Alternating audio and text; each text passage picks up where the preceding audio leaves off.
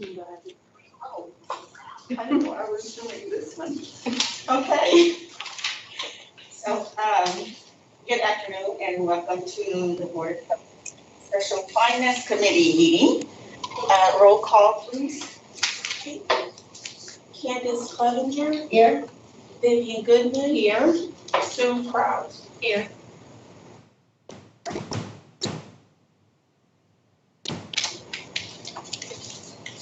Approval of agenda topics. There are no changes. Go ahead and do a motion to approve. Oh, sorry, motion, yeah, my bad. Motion to approve. Can you do a second? Oh, second, I'm sorry. Thank you. And roll call vote. Candace Clevenger. Here. Vivian Goodman. Approved. Sue Krause. Approved. Thank you, motion carried. Any public comment? We did not have any, and we did not receive any emails. Business, We did not have any old business. new business, the 2020 audit. Okay, so this should be the first one on your pile. Looks like this. So this is our income statement from the audit that ended November 30th, 2020. So the net change in fund balance you'll see at the bottom middle was positive $555,000. It is very high this year. I was kind of shocked when I saw that it came out to that. But some of the reasonings behind that is if you look up under intergovernmental revenues, was an increase there of $1.5 million, and that's because we got the contact tracing grant midway through the year.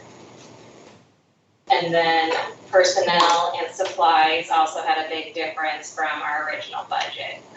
So a lot of the salary expenses we originally had budgeted under our normal programs ended up being paid out of the contact tracing grant because in the early days we didn't have specific contact tracing staff to cover the duties. So our own staff that were already in place ended up covering that. So their expenses were moved into that grant. And then supplies and materials, that ended up being less. The nursing division didn't purchase as many vaccines as usual, and just supplies in general were down. Then on the next page. But what's the difference between the actual amounts budget to the gap? Is that tiny differences? The adjustments that's in the auditor's made? Yes, I think so. So the amount that actually shows in audit, is that 406? This is the gap basis? Revenue or? I think it's a 555. Okay. Sure.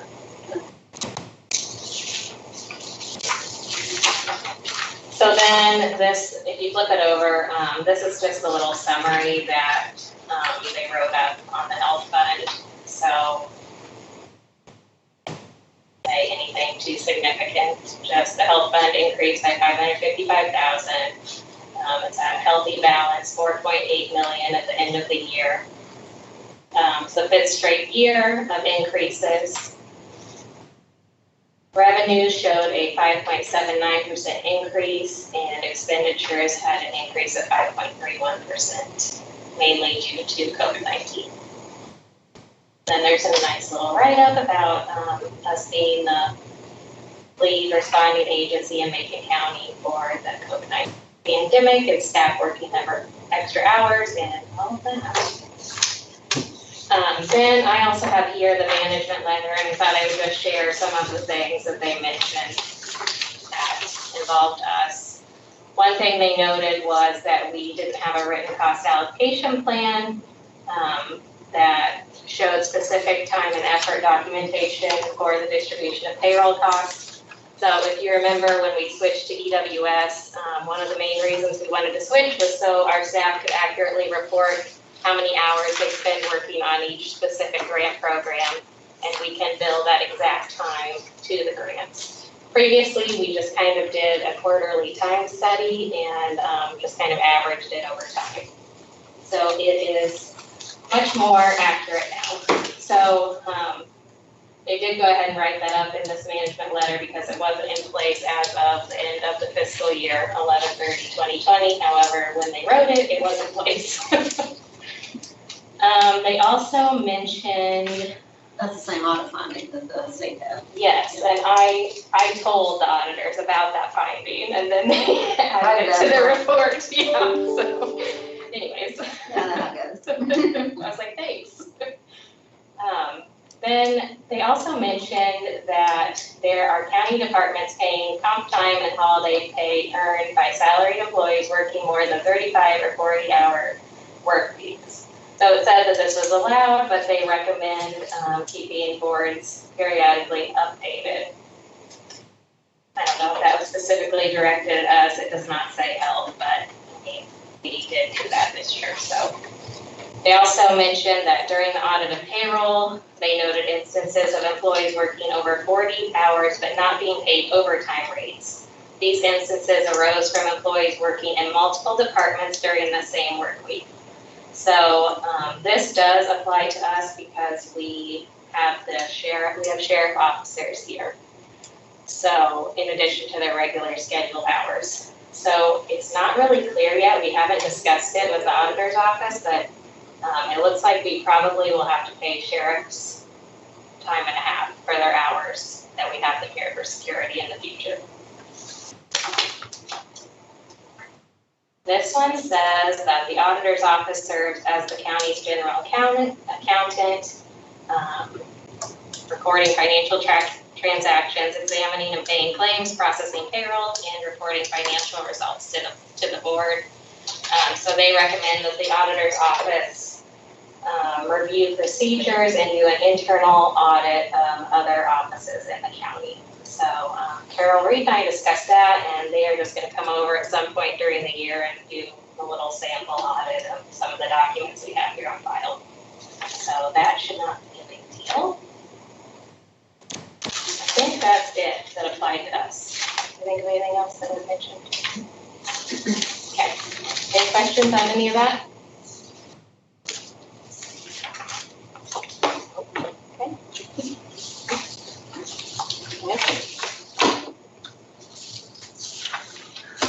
All right, next is the accounts payable approval process. These procedures really aren't any different. They've been this way for quite some time, but I've noticed in the last few meetings, there have been a lot of questions over our accounts payable processes and what things are. So I just thought it would be a good idea to go over how this all works. So that is this packet, payment request sheet.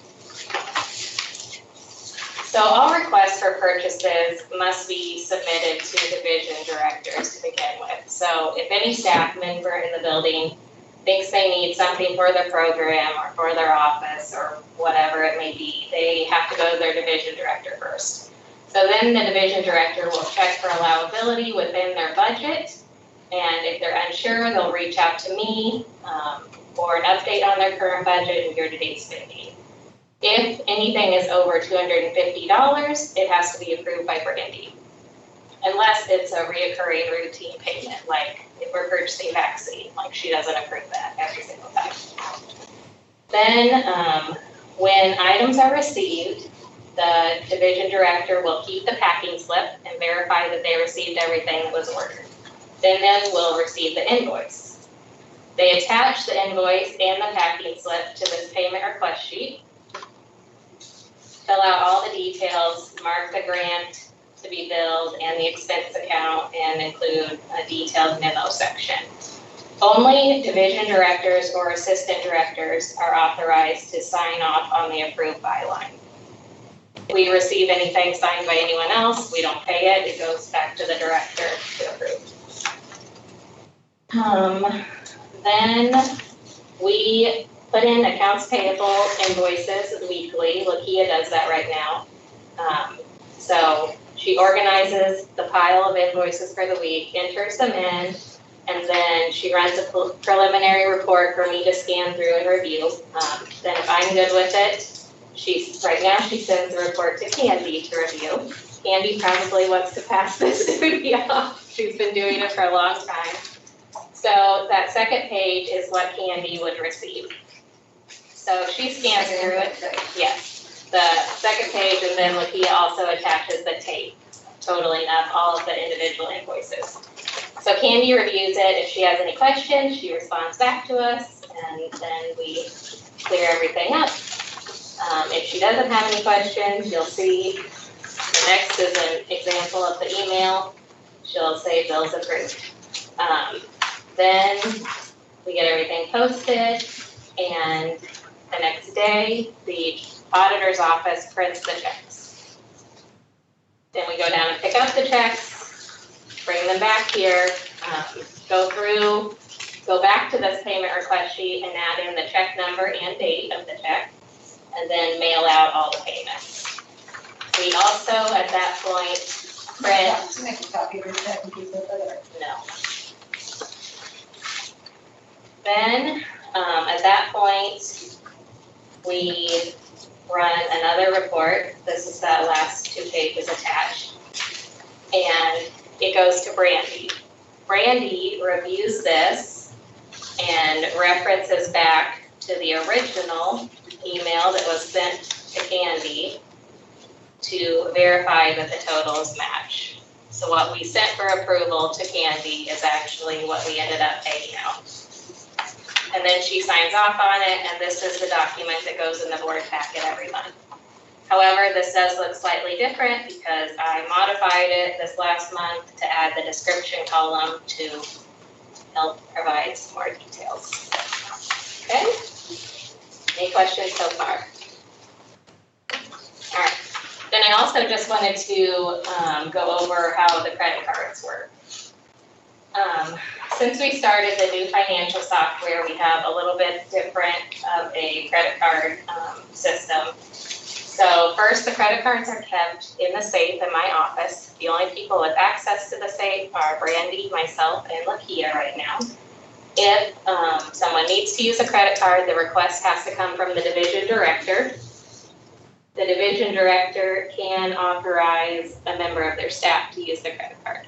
So then they come and get the credit card, we sign it out on the clipboard, the date, the card, where they're shopping at, and then when they return the card, we put the date that the card was returned.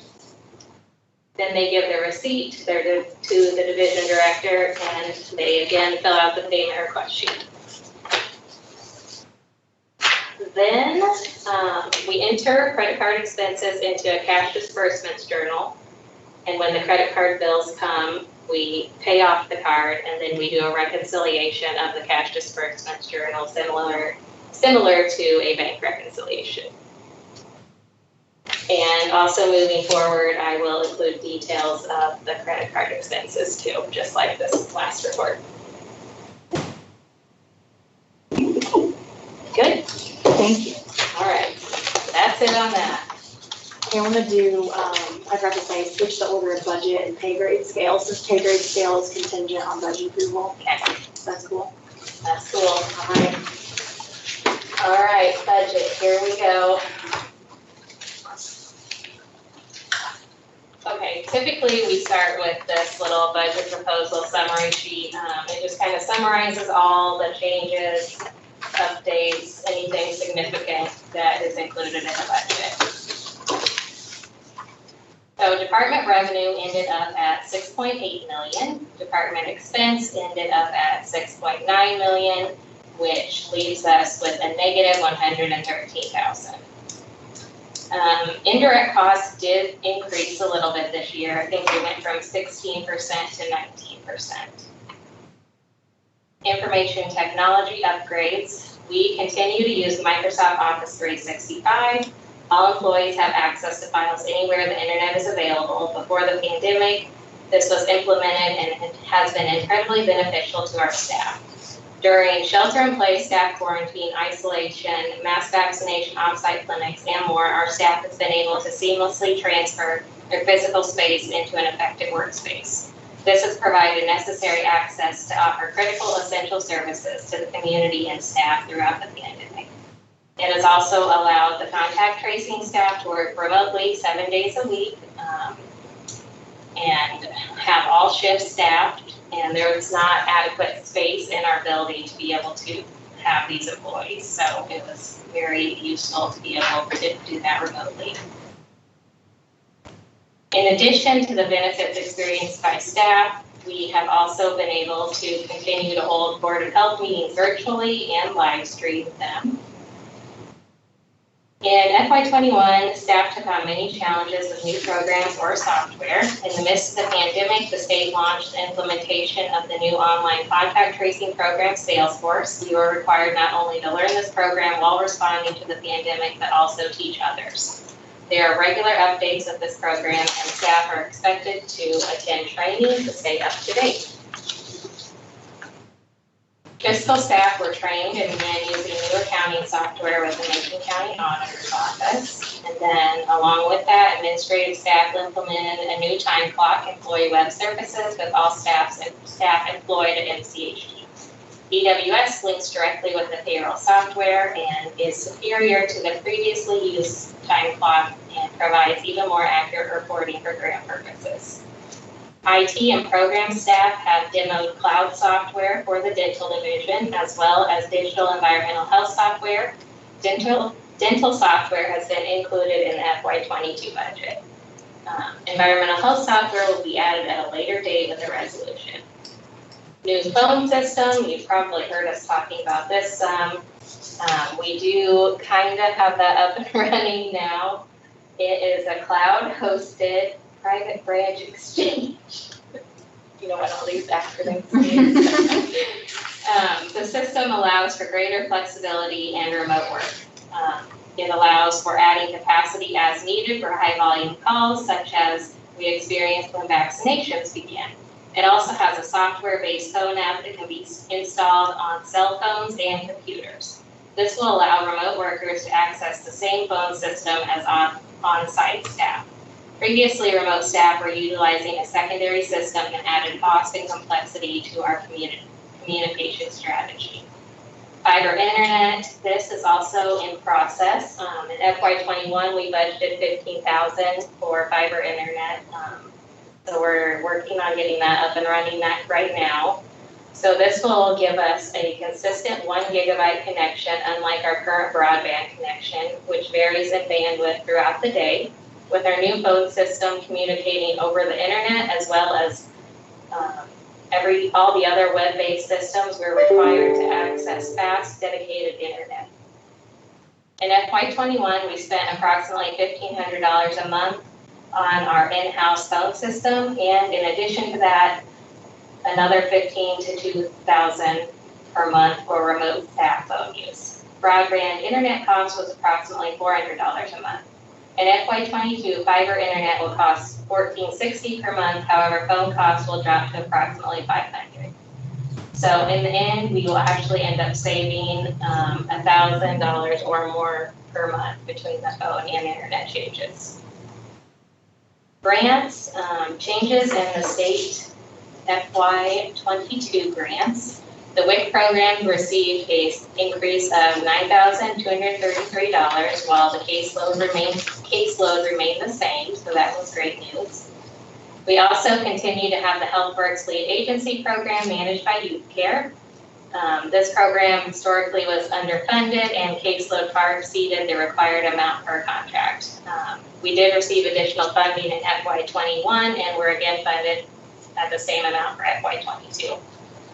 We were able to hire an additional staff member to serve the high growing caseload numbers. HealthWorks Medical Case Management also went to Youth Care in FY21, but we terminated this contract in March 21 after losing key staff for the program. We also experienced some changes with our family case management and high-risk infant follow-up HealthWorks Illinois grants. As previously mentioned, HealthWorks Illinois went to Youth Care. We had to complete a competitive funding application for a combined family case management high-risk infant follow-up grant for FY22, and we were awarded the grant for $417,000. We received a slight increase in the local health protection grant of $8,279 and received $25,000 for influenza vaccine promotion in FY22. As a local health department, we are emergency responders and plan and train for natural man-made disasters. One of these disasters, of course, could include a pandemic. We were awarded $2,861,000 for contact tracing in FY21 and then given the opportunity to apply for more funding. We were awarded an additional $800,000. This current contact tracing grant ends December 30th, and at this point, we have not heard anything else about additional funding or it being extended. So without this funding, we would not have been able to hire all the additional staff that we absolutely had to have in order to address all cases and contacts in Macon County. This funding also assisted us with ensuring we had gained access to the technology necessary for current and newly hired staff. Obstacles still exist despite the funding. Some of these include that this funding is temporary, and following the pandemic, our organization will remain underfunded and possibly understaffed. Grant dollars are extremely restrictive regarding for what they can be used, so some needs still remain. And it is still difficult to fill all staff positions due to the issues such as the nursing shortage, lower level salaries for professional positions, and temporary nature of these COVID-19 related positions. Therefore, we remain understaffed and consistently seeking employees to assist with our response efforts. We also received funding for mass vaccination in FY21. At this time, it has not been extended into FY22. Due to the updates regarding recommended boosters, the workload for our staff specific to vaccination has once again increased without additional funding. We have no idea about the future expectations related to this or any possible plans for funding. Therefore, this may be something that needs to be supported by the Health Fund. Our dental division applied for $133,000 from Delta Dental to assist with staffing expenses and cloud-based software. This is not included in the budget yet because we have not heard. I think we should find out sometime in November. So it'll be added with a resolution at that time if we receive it. We also received increases in several of our starting point grants funded by the East Central Illinois Area Agency on Aging. The grants were increased with goals to serve the high-risk population and ensure that there were no gaps in service. These funds are used primarily for items needed by clients, not for staffing. And some of the grants also require a match of 10 to 15%. Even with these increases, Starting Point will still need supported by part of the Health Fund. The caseload in Starting Point continues to grow, and they are now at a point that they need to hire an additional care coordinator. There are rules dictating how many cases each care coordinator can have. So this added staff person is necessary and has been included in the budget.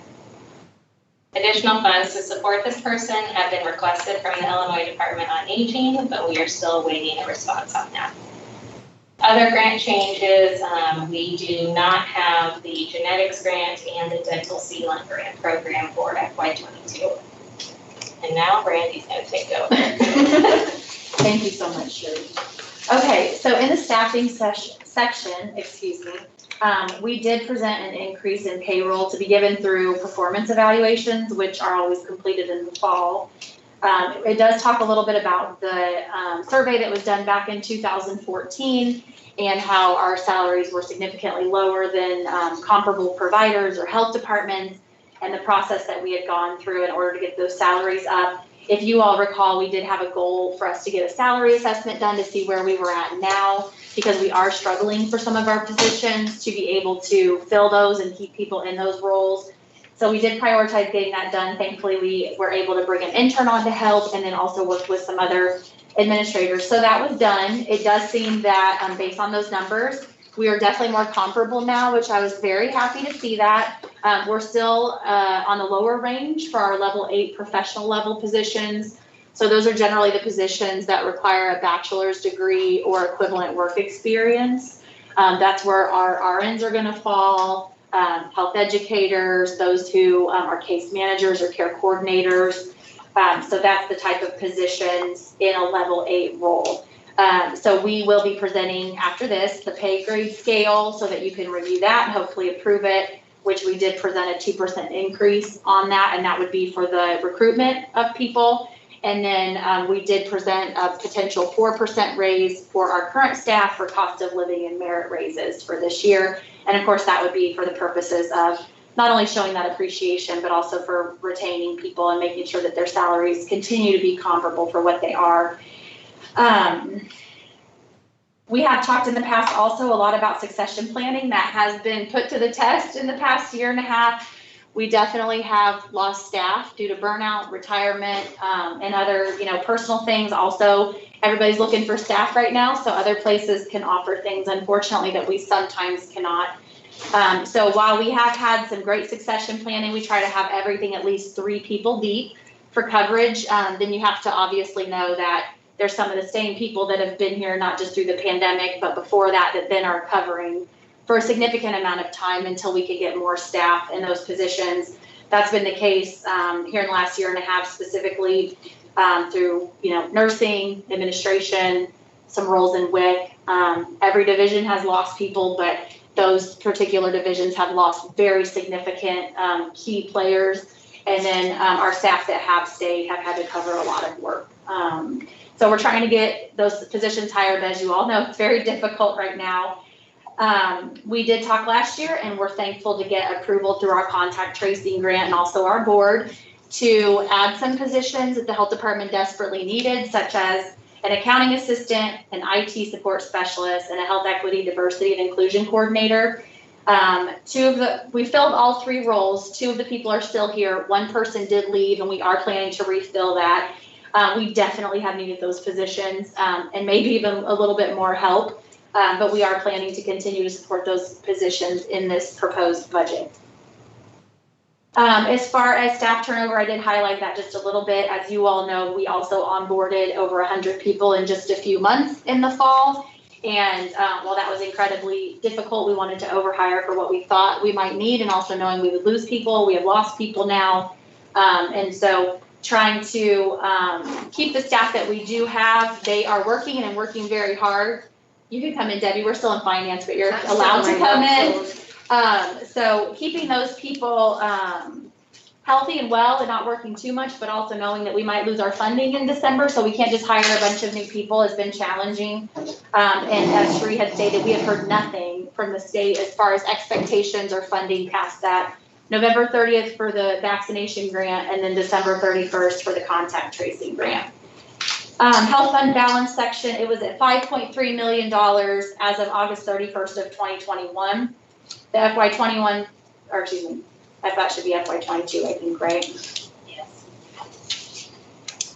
Budget shows an average of $582,468 in expenses per month.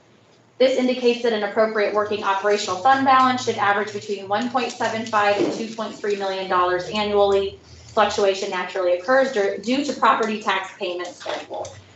We've talked about a lot, maintaining a very healthy health fund balance, but we also in recent years have talked about utilizing that health fund balance in a responsible way. Like Sheree said, some of the things we had planned in FY20 and FY21, we were then able to pay for out of that contact tracing grant. Some of it we could not, for example, our digital environmental health system. So those are things that we've already talked to the board about, and we're re-presenting to you as options in this upcoming fiscal year so we can do those. And some of that may have to come out of health fund, but those are items that are definitely needed.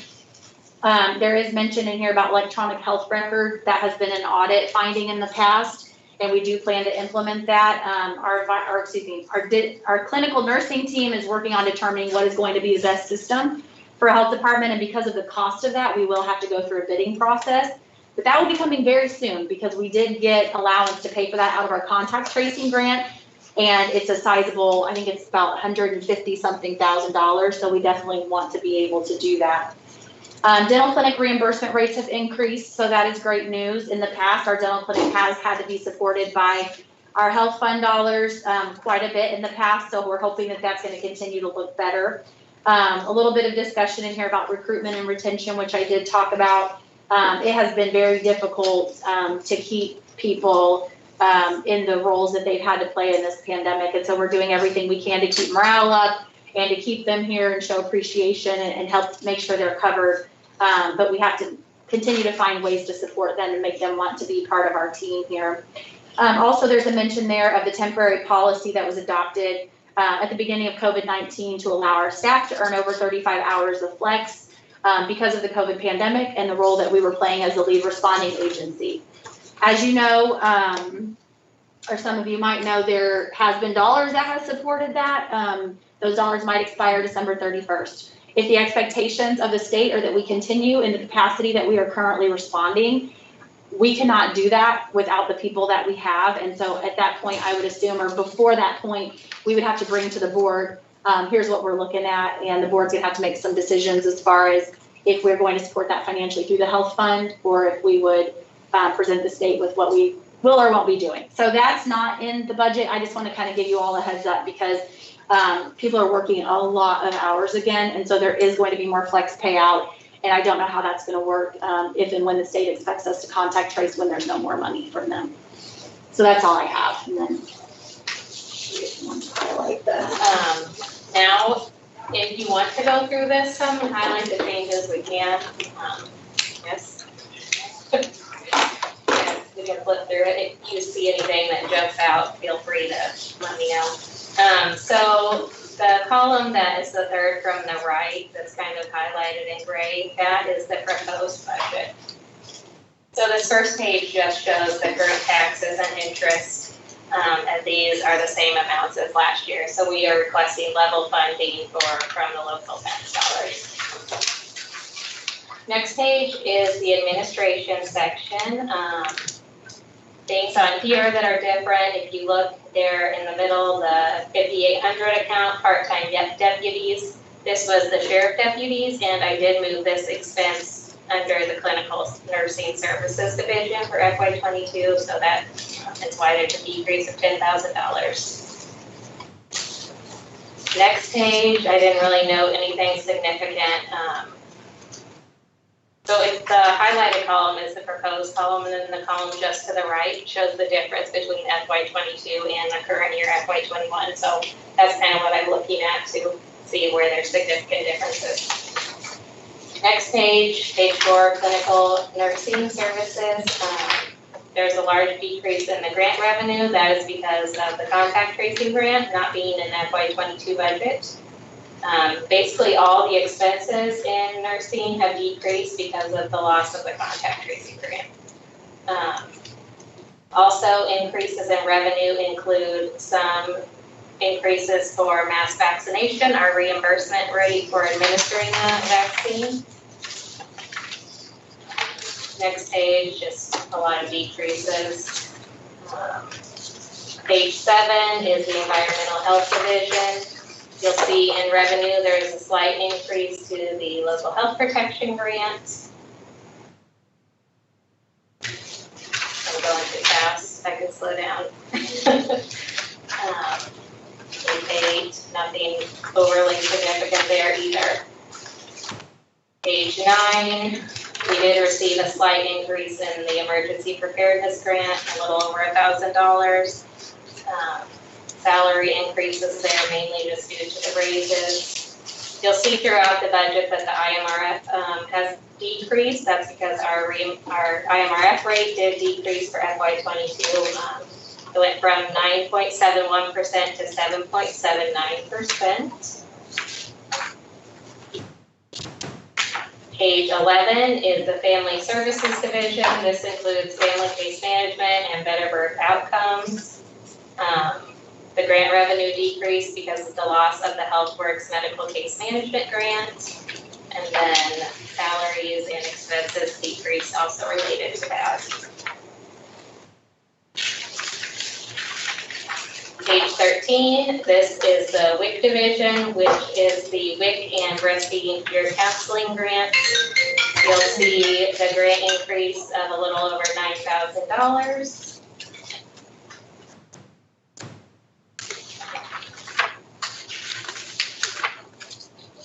Then senior services, starting on page 15.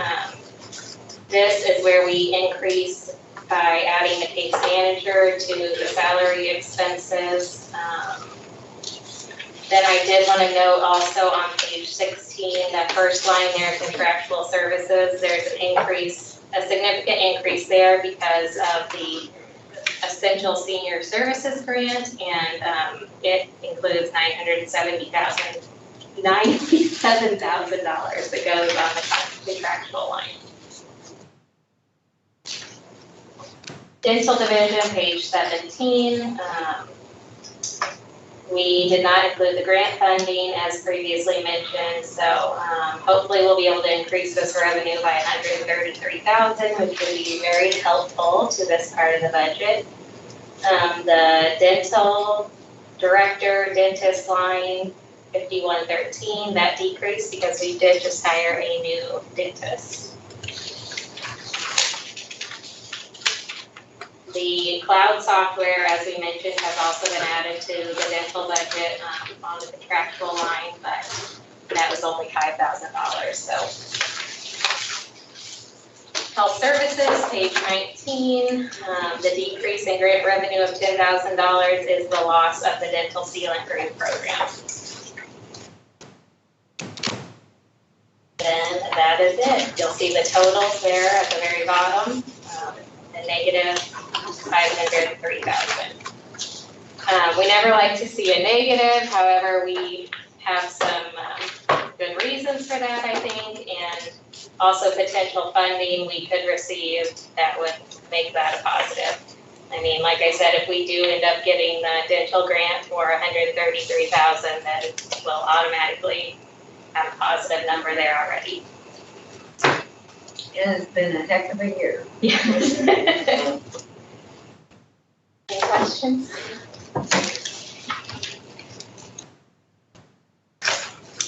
I know that was quick.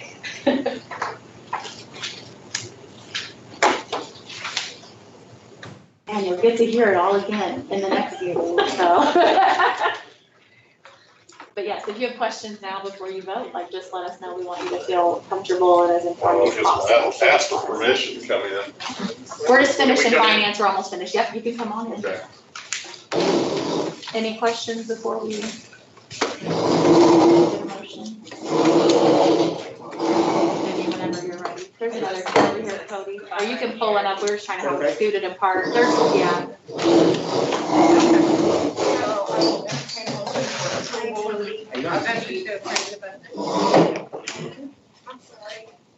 Sue gave a motion.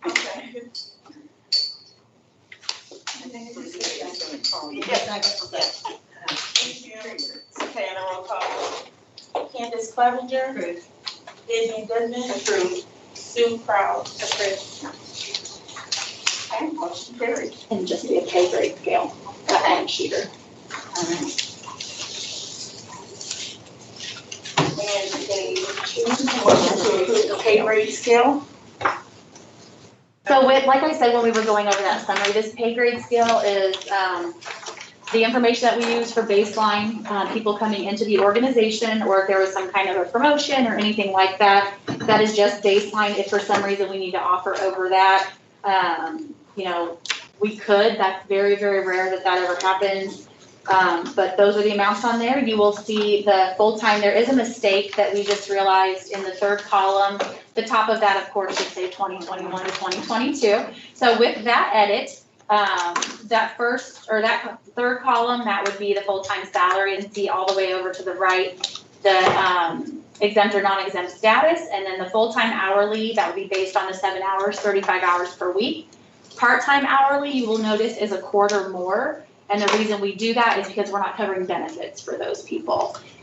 So again, this is just basically a guide to try to do things as consistently as possible. There's flexibility with it, but we do ask for approval from the board for that. And that does reflect a 2% increase to the former baselines there.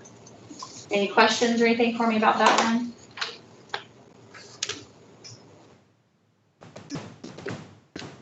Okay, if not, then I'll entertain a motion to approve the FY22 pay grade scale. Thank you. Okay. Thank you. And a roll call. Candace Clevenger. Approved. Vivian Goodman. Approved. Sue Crouch. Approved. Okay, motion carried. Thank you. Anything else for me? That is it for finance committee, so we'll just adjourn and then maybe take a break for a second. All right, so we need a motion to adjourn the finance committee meeting? Candace, okay, thank you. And a roll call. Right? Candy Clevenger, Vivian Goodman, Yes. and Sue Kraus. Okay. Motion carried, meeting adjourned. Are you okay with us taking a short break? Okay. And then I do have some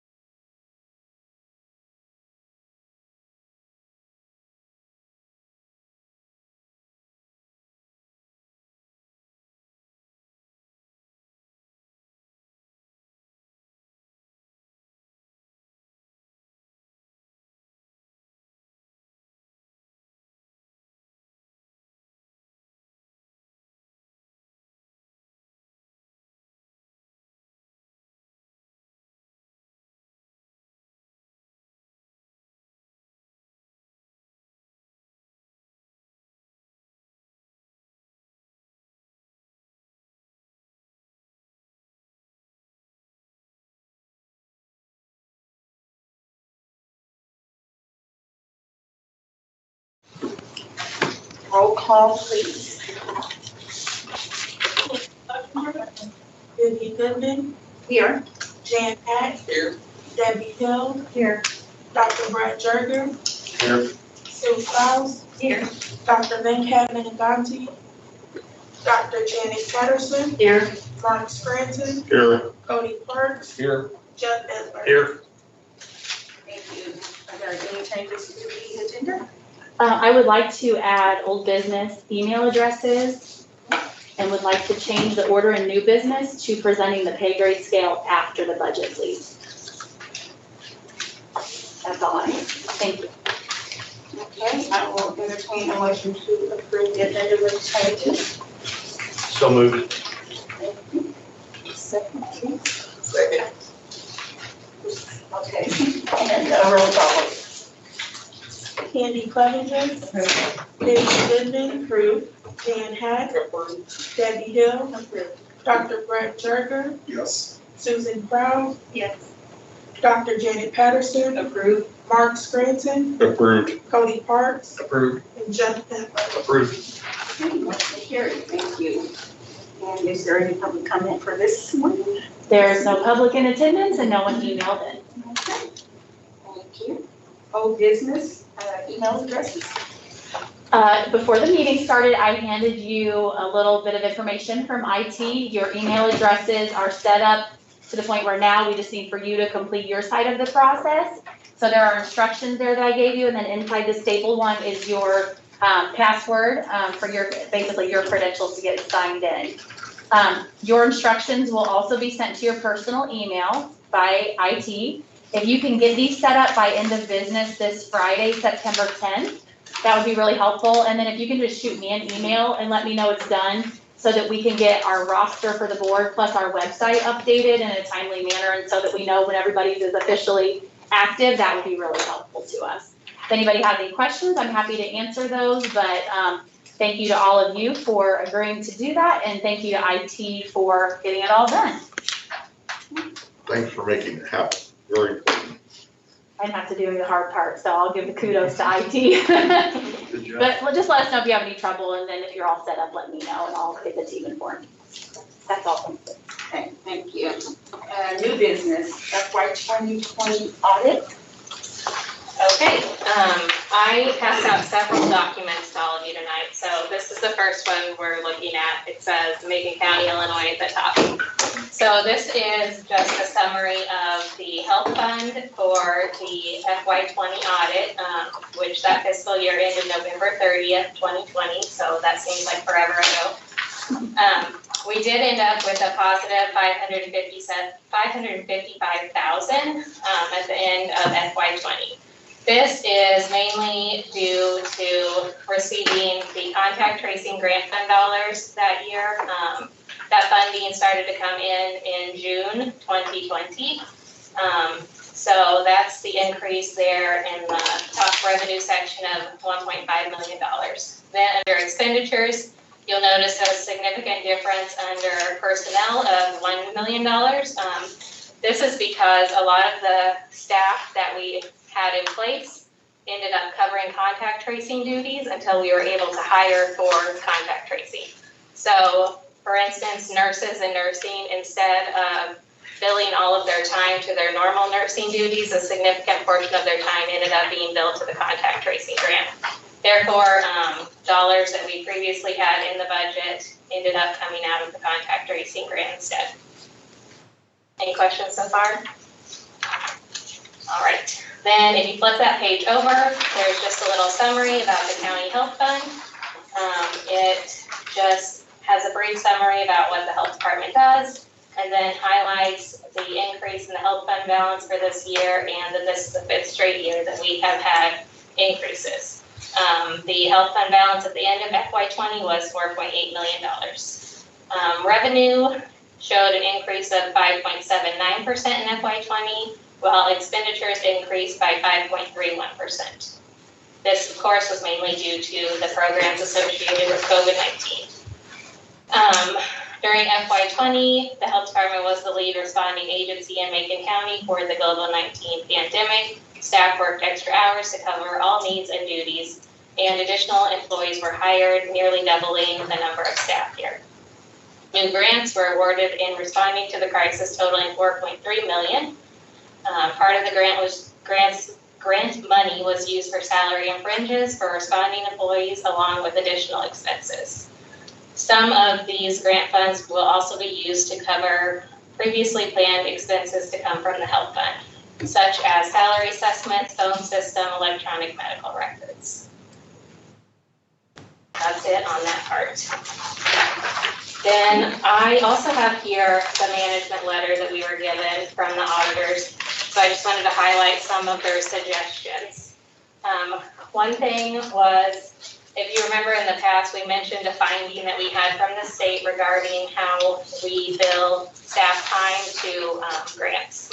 So previously we did a quarterly time study to see how staff were charging their time, spending their time, and then just kind of average that out over the year. When the county went to new financial software, we also adopted that software, and in addition to that, we took on the time clock that linked up with the software called Employee Web Services. So with Employee Web Services, staff are able to track their time specific to grants. So if they work a 7-hour day, when they clock out at the end of the day, they say, I had 5 hours to this program, 2 hours to this program. So every single day, their time is tracked accurately and then distributed out to the appropriate grant. So I did inform the county auditors of that finding, and then they included it in their report. There's also a note here about salary employees working more than their normal 35 or 40-hour work week, and comp and overtime being paid, and they just noted that when this occurs, board should be kept informed. Then also it was noted that employees working over 40 hours but not being paid overtime rate, these instances arose from employees working in multiple departments during the same work week. This applies to us because we have sheriff deputies that come here and do security in addition to their normal sheriff hours. We have been paying them their normal rate, but it looks like in the future we will have to pay time and a half. Then also there is a comment that the auditor's office serves as the county's general accountant with oversight over all financial transactions in the county, and therefore they should be auditing other departments as well. So I've discussed this with Carol Reed, and our solution to this is just for them to come in sometime during this fiscal year and just do a brief sample audit of the documentations that we have here on file. That is all in this document that applies to the health department. Any questions? I'd like to just go back and visit for a minute on the expenditures. I can understand a little bit of the increased cost of personnel due to the extra staffing that was required this last year. It's actually a decrease in the personnel. So the variance there you see of 1 million, that is the difference between the second column, the final budget, and the actual amount. Well, you had 5 million budgeted originally, and the final was a little over 6 million. Our final budget was 6.2 million, and our Right. actual expenses only ended up being 5.1 million. Okay. What about on the, what drove the difference in the increased cost of supplies and materials? That's a decrease in supplies also there. I didn't mention that like I did in finance. We spent less on vaccines and just other supplies in general. A lot of our supplies we were able to move into the contact tracing grant, and there weren't as many vaccination clinics earlier in the year. Early on when COVID first started, we temporarily stopped some of the services, so the expenses just kind of changed up a little bit. That makes sense? Okay, maybe I'm missing something here. That's what I'm trying to get clarified for me. It says budget amount originally was $1,072,000, and the final amount spent was $1,922,000. No, that's, okay, so the original budget, so when we initially presented the FY20 budget, it was, for supplies, it was $1,072,000. Then throughout the year, we presented resolutions that changed the budget amount for supplies to $1.9 million. Okay, So you changed it during the year, but Yes. the amount of money spent went up. No, it went down. How did it go down? You went from It's- 1 million to 1.9. It's less than the budgeted amount. We budgeted in the end 1.9 million, and our total supplies for the year only ended up being 1 million.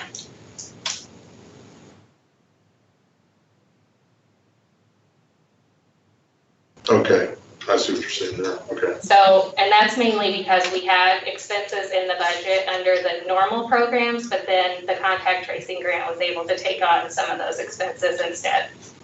So what triggered to increase the budget on that by The contact tracing grant. that much? Mid-year, the contact tracing grant began in June 2020, so we added that in the middle of the year.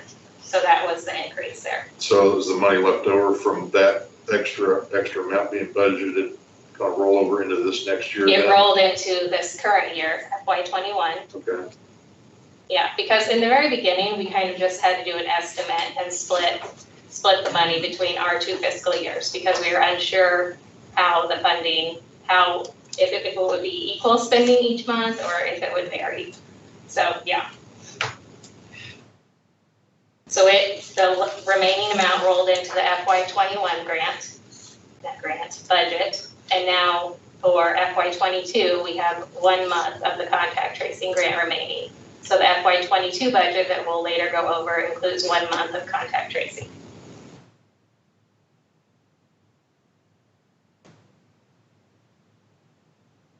Any other questions?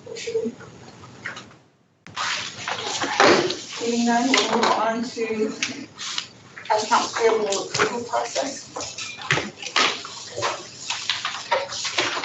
Okay, so I just decided to add this in because I know that the last few meetings, there have been some questions about our expenses.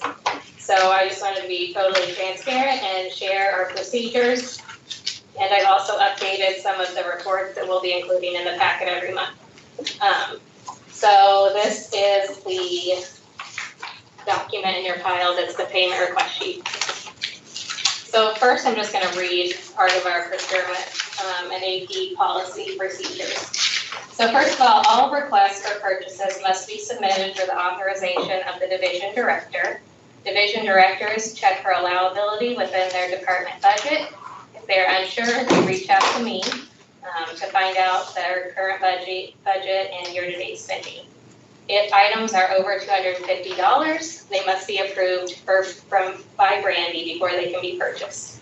This is not the case if it's a reoccurring expense such as vaccine, monthly telephone bill, anything like that. So then, once we have approval, verified it's in the budget, all of that, the items are purchased.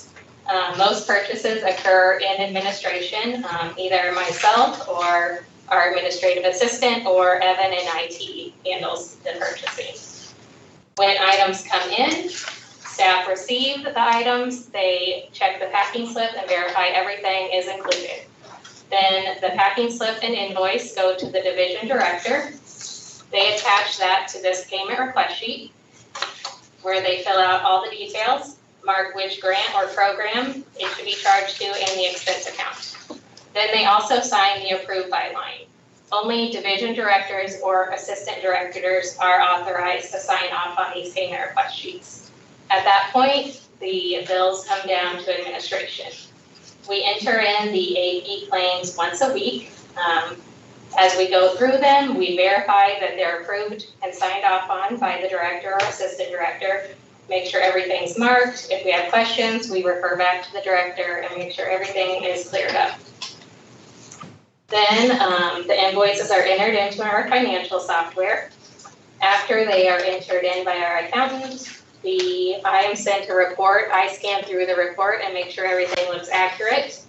If I don't have any changes, then the report is sent on to a board member for approval. So that is the next 2 pages you see. This is just, this is a check run from in August. So it's a list of expenses and then a tape ran totaling up all the expenses to verify it's matched. So right now, Candy is the one that has been reviewing all of our AP AP runs. So Candy receives this, she scans through, looks through the details, then she responds back to us and lets us know if she has any questions. If she doesn't have any questions, you'll see in the attached email, she said bills approved as submitted. So at that point, everything is posted, and then the next morning, checks are cut at the auditor's office. We go and pick up the checks, bring them back to the health department, get them all stuffed into envelopes, and then we reference back to this payment request sheet and record the check number and date that the check was issued. Then these are filed in filing cabinet in my office, and checks go out. And then this final report attached in this bundle is given to Brandy. Brandy scans through these expenses and refers back to the initial email that was sent to Candy and her, and verifies that the totals do match, and that we actually issued checks for what we initially had approved. In addition to that, we have credit card expenses. We pay credit card bills once a month. We have the credit cards in the safe in my office. The only people with access to the safe are myself, Brandy, and Lakia. If anyone needs to use a credit card, they come down, and it has to be a division director or assistant director. They're the only ones authorized to check out a card. They can give permission to a staff member, but we have to hear it directly from the director or assistant director. At that point, we give them a credit card. We fill out on a clipboard the date, the card they're taking, and where they are making their purchases at. They go, make their purchases, come back, return the card, and we log in the clipboard again the date the card's returned and put it away at the safe. The receipts go to the division director, and again, this is filled out. Then this comes back down to administration, and we enter into a cash disbursements journal, all of the credit card expenses.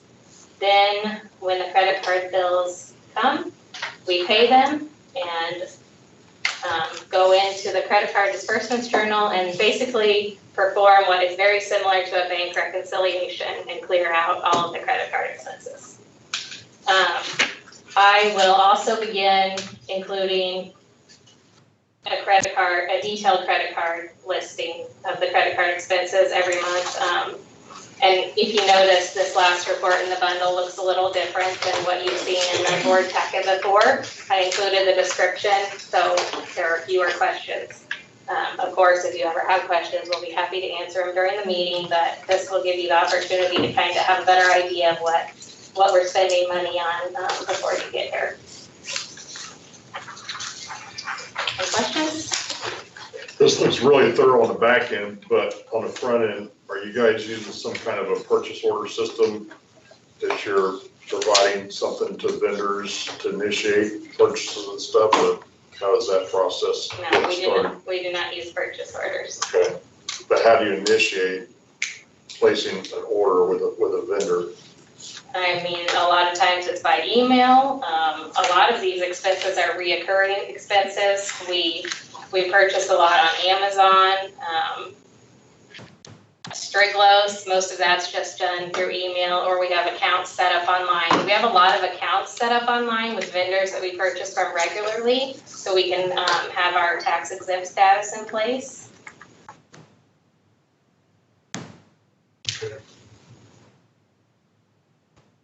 Questions?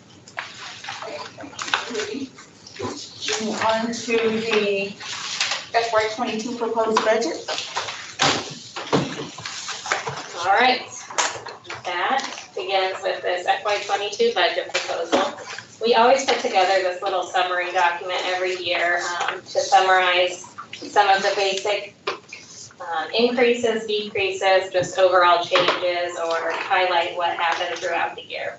So we'll go through that now. Department revenue was $6,870,000. Department expense ended up at $6,986,000, which gave us net revenue expense for FY22 of negative $113,503. You'll see here the differences and how that compares to FY21. We're constantly looking at our overhead expenditures to see if we can decrease them. This year, though, they did go up a little bit. I believe last year we were at 16% and FY22 was representing 19% in direct costs. Information technology upgrades. We continue to use Microsoft Office 365. Our employees have access to files anywhere the internet is available. Before the pandemic, this technology was implemented and has been beneficial to our staff and the community. During shelter in place, staff quarantine or isolation, mass vaccination clinics, and more, our staff has been able to seamlessly transition their physical space into an effective workspace. This has been necessary to offer critical essential services to our community and staff during the pandemic. This technology has allowed contact tracing staff to work remotely 7 days a week from approximately 7 a.m. to 8:30 p.m. We would not have had room for all the contact tracing staff in this building, so this was very beneficial for that. In addition to all of that, all information is also stored on the cloud.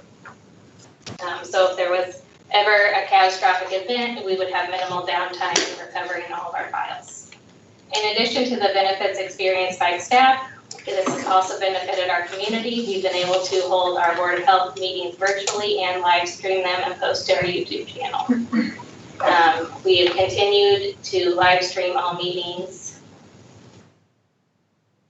In FY21, staff took on many challenges with new programs and software. In the midst of the pandemic, the state launched and implemented a new online contact tracing program, Salesforce. Staff were required to learn the program while responding to the pandemic, but also teach others how to use it. There are regular updates to the program, and staff are expected to attend training to stay up to date.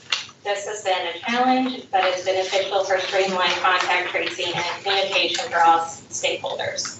As I mentioned before, fiscal staff were trained and began using the accounting software with the Macon County Auditor's Office. Administrative staff also implemented a new time clock, employee web services with all staff employed at MCHD. EWS links directly with the payroll software. The system is superior to the one we previously used and will provide even more accurate reporting for grant purposes. IT and program staff have demoed cloud software for the dental division as well as environmental health software. Dental software has been included in the FY22 budget. Environmental health software will be added at a later date with a resolution. New phone system, you've heard us talk about that. We have that partially in place right now. The system allows for greater flexibility and remote work. It allows for adding capacity as needed for high volume of calls, such as we experienced when vaccinations began. It also has a software-based phone app that can be installed on cell phones and computers. This will allow remote workers to access the same phone system as on-site staff.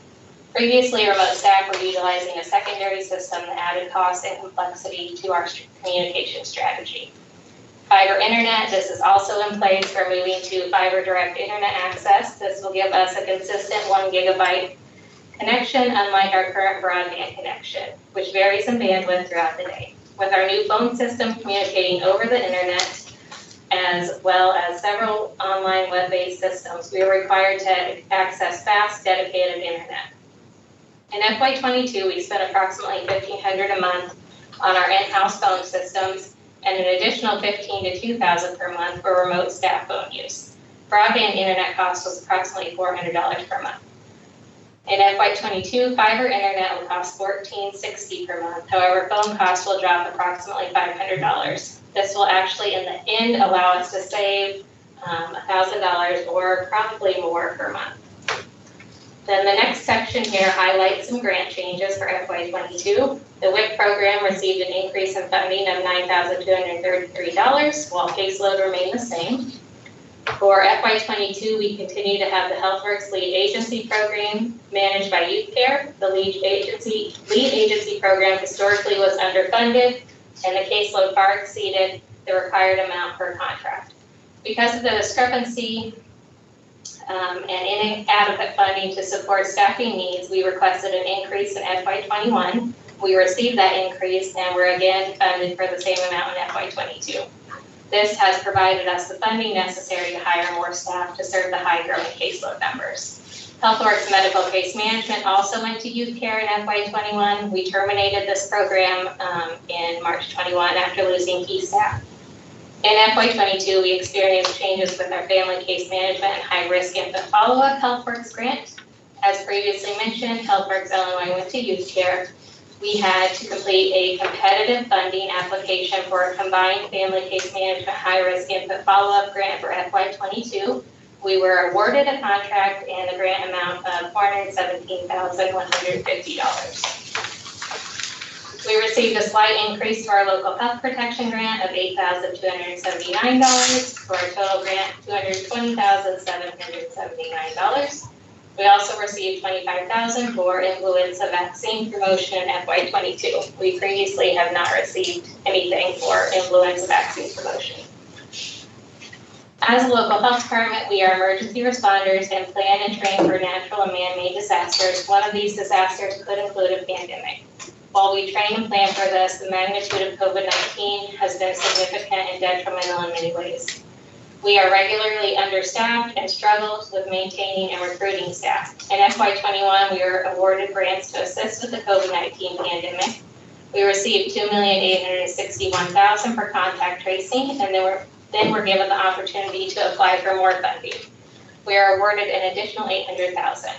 Our current contact tracing grant ends December 21. At this point, we have not heard of plans to extend. Without grant funds for contact tracing, we would not have been able to hire additional staff we absolutely had to have in order to address all cases and contacts in Macon County.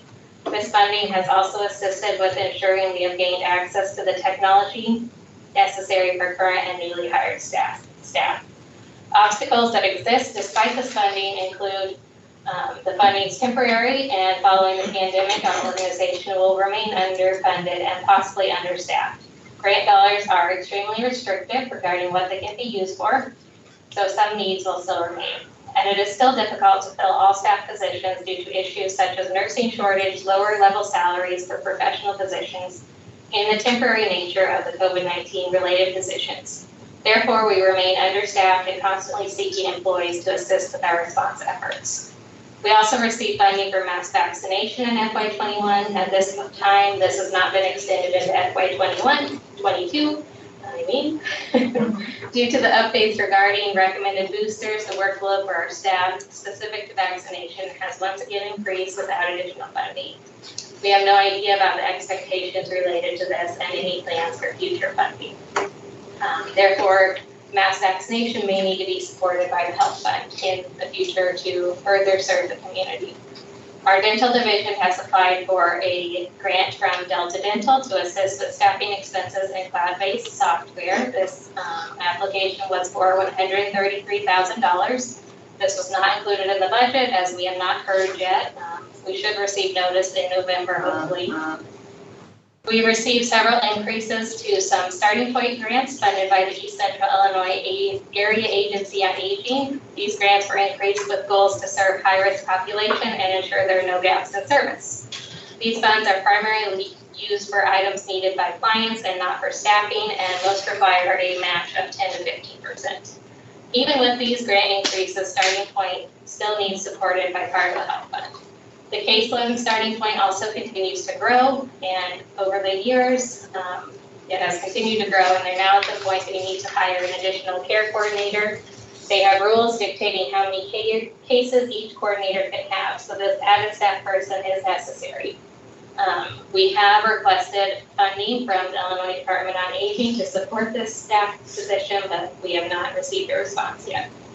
Other grants that we do not have in FY22 include genetics and the dental sealant grant program. Now Brandy's going to take over. All right, in the staffing section, this budget includes an increase in payroll that would be provided through performance evaluations. We always complete those each year in the fall, and those proposed raises would be presented as a cost of living adjustment and merit raise for those staff. We have presented a 4% raise for the staff that score to earn that amount. And they are scored based on their performance evaluation. In 2014, so what seems like many years ago now, there was a salary assessment that was performed that showed The health department staff here in Macon County were paid significantly lower than positions that were comparable at other health departments. The discrepancy in some areas was up to 25% lower. At that time, the health department implemented a plan to increase salaries to be as comparable as possible. In 2018, in the midst of that plan, the EEHW Oversight Committee through the county encouraged us to continue to do this and ensure that our salaries were appropriate, comparable, and competitive. We've made those adjustments, and if you've been on the board and if you're new, one of the goals that we've had is to do a salary assessment to see where we're at and if that's gotten our staff to where they need to be. So luckily, we were able to bring an intern on, and then with our team and administration, plus some other administrators throughout the state, we were able to perform a fairly comprehensive salary assessment. Our salaries are definitely more comparable. They're more in range now with these other comparable health departments. However, of course, when you compare them to other healthcare entities, we are still lower at the health department than what people could be paid at maybe a hospital or long-term care or something like that, depending on what their role is. We have found that we're still in the lower range for some of these positions, more in the level 8 category. Level 8 category here is the professional level positions. Most of those require a bachelor's or they have to have equivalent work experience depending on the rules of those particular grants for those positions. Some of our positions have really presented some challenges to recruiting and retaining staff. Of course, now that's been exacerbated by the fact that everyone's hiring and desperate for, really great employees. And so we continue to look at this, especially if people can go to other places and receive higher bonuses or bonuses at all, higher pay or more benefits. So we're continuing to keep an eye on that closely. And then also, of course, like I think every employer, the minimum wage increase is something we've been watching. And that is, we're starting to see some of the compression where it's affecting some of our positions lower on the pay grade scale. However, we have done some restructuring of some of those positions. So generally, most of our staff are coming in at level 4, which is up higher than that minimum wage, which is like your levels 1 through 3. And we'll talk more about the pay grade scale when we're finished with the budget too. This budget also reflects adjustments made to our pay grade scale, which we will go over next, but that is the one that looks like this. This pay grade scale, we will ask you to approve separately. It is what we use when we bring in new staff or if there's a promotion or something of that matter, and that is what determines where someone would come in at that next level. It also talks about the qualifications that someone would have to meet in order to be in that particular level. A lot of that is dictated by grants and funding, so not every position, but most positions throughout the health department. In previous years at budget times, we've brought to all of the boards to which we present these things, the prioritization of succession planning and ensuring that we are cross-training as a health department. We did that and talked about that so much because we wanted to be prepared for emergencies, retirements, and transitions of current staff. Over the past year and a half, our succession planning plans have definitely been challenged, and we've seen some really great successes with some of that. So I'm super proud of the team for everything they did, not knowing what they were going to get hit with. However, when you're running an organization for 7 days a week and there is turnover, which I'll talk more about, retirements, resignations, burnout, you're covering several shifts throughout every single day. There's only so many people. So, we've talked about the flex payouts that we've done to cover people's time. We've hired additional people, but of course, when you do lose people, those who stay behind are having to cover a significant amount more of work. And that's affected us throughout the building, some of the divisions a little bit more than others, but definitely something where, you're always trying to catch up with that if you're losing people. As planned, we have restructured some divisions and we're seeing some success with that. We're also doing some quality improvement as we are implementing those changes. There was a need before FY 21 to look at bringing in an accounting assistant and an IT support specialist assistant. Thankfully, the contact tracing grant allowed us the funds to get that launched and basically see, is this working? Do we need this? We definitely needed it. It's definitely working. We've added some great members to our team. I think sometimes we even need a little bit more help, especially with the pandemic going on and some of these huge implementations of new technology and things that our team has been handling. But very glad we've been able to do that. And this budget does reflect maintaining those positions. So you'll see that in there as well. Another position that we had added from previous years was a clinic coordinator in the clinic nursing services position. Historically, that director level position had way too much under their direction and their authority or guidance, and so we needed to grow that for succession planning, make sure we had more adequate coverage and make it possible for one human to actually do. We did hire someone for that. That person ended up leaving. So then we looked at it quality improvement wise and figured out we needed some of that rule to be tweaked just a little bit. So we've been able to do that live. Also, we have had clinical nursing services, the director one retired and then the next one resigned. So we've had some changes in that division as well. Things are going really well. So I'm very grateful for the team that has come in. We also, as you recall, implemented a health equity, diversity, and inclusion coordinator position with the contact tracing grant. And we did hire someone for that. That person has since resigned. So we do plan to fill that position. And we do plan to support that with the health fund balance because of the importance of that role for the health department. The amount of staff turnover experience in the past year and a half has been significant. There have been many staff that have resigned due to burnout or trauma that has been associated with COVID-19. We've lost some staff due to level of pay and more competitive pay levels by other employers in Macon and surrounding counties. We onboarded more than 100 employees in just a few months in 2020 and have even lost some of those employees. When it comes to contact tracers and anybody related to the COVID-19 temporary positions, the expected end date initially was May 31st of 2021. We did tell them when we interviewed this could change. We're not going to know what's happening with COVID. It could end early. It could go longer. It certainly has gone longer. And so thankfully, we've been able to retain part of that team. Some have had to move on because maybe they couldn't go past the 31st or they just didn't want to do the work anymore associated with the pandemic. And so right now we are trying to maintain the team that we have, not knowing if we will be funded after December 31st. And also, of course, not knowing what the expectations of the state are going to be at that point. And I'll talk more about that later. Health fund balance. The health fund balance was at $5.3 million as of August 31st, 2021. And in the finance committee, I realized I had a typo on this. It should actually be that second paragraph. It should say FY22. So we will edit that before we present to the county's finance committee.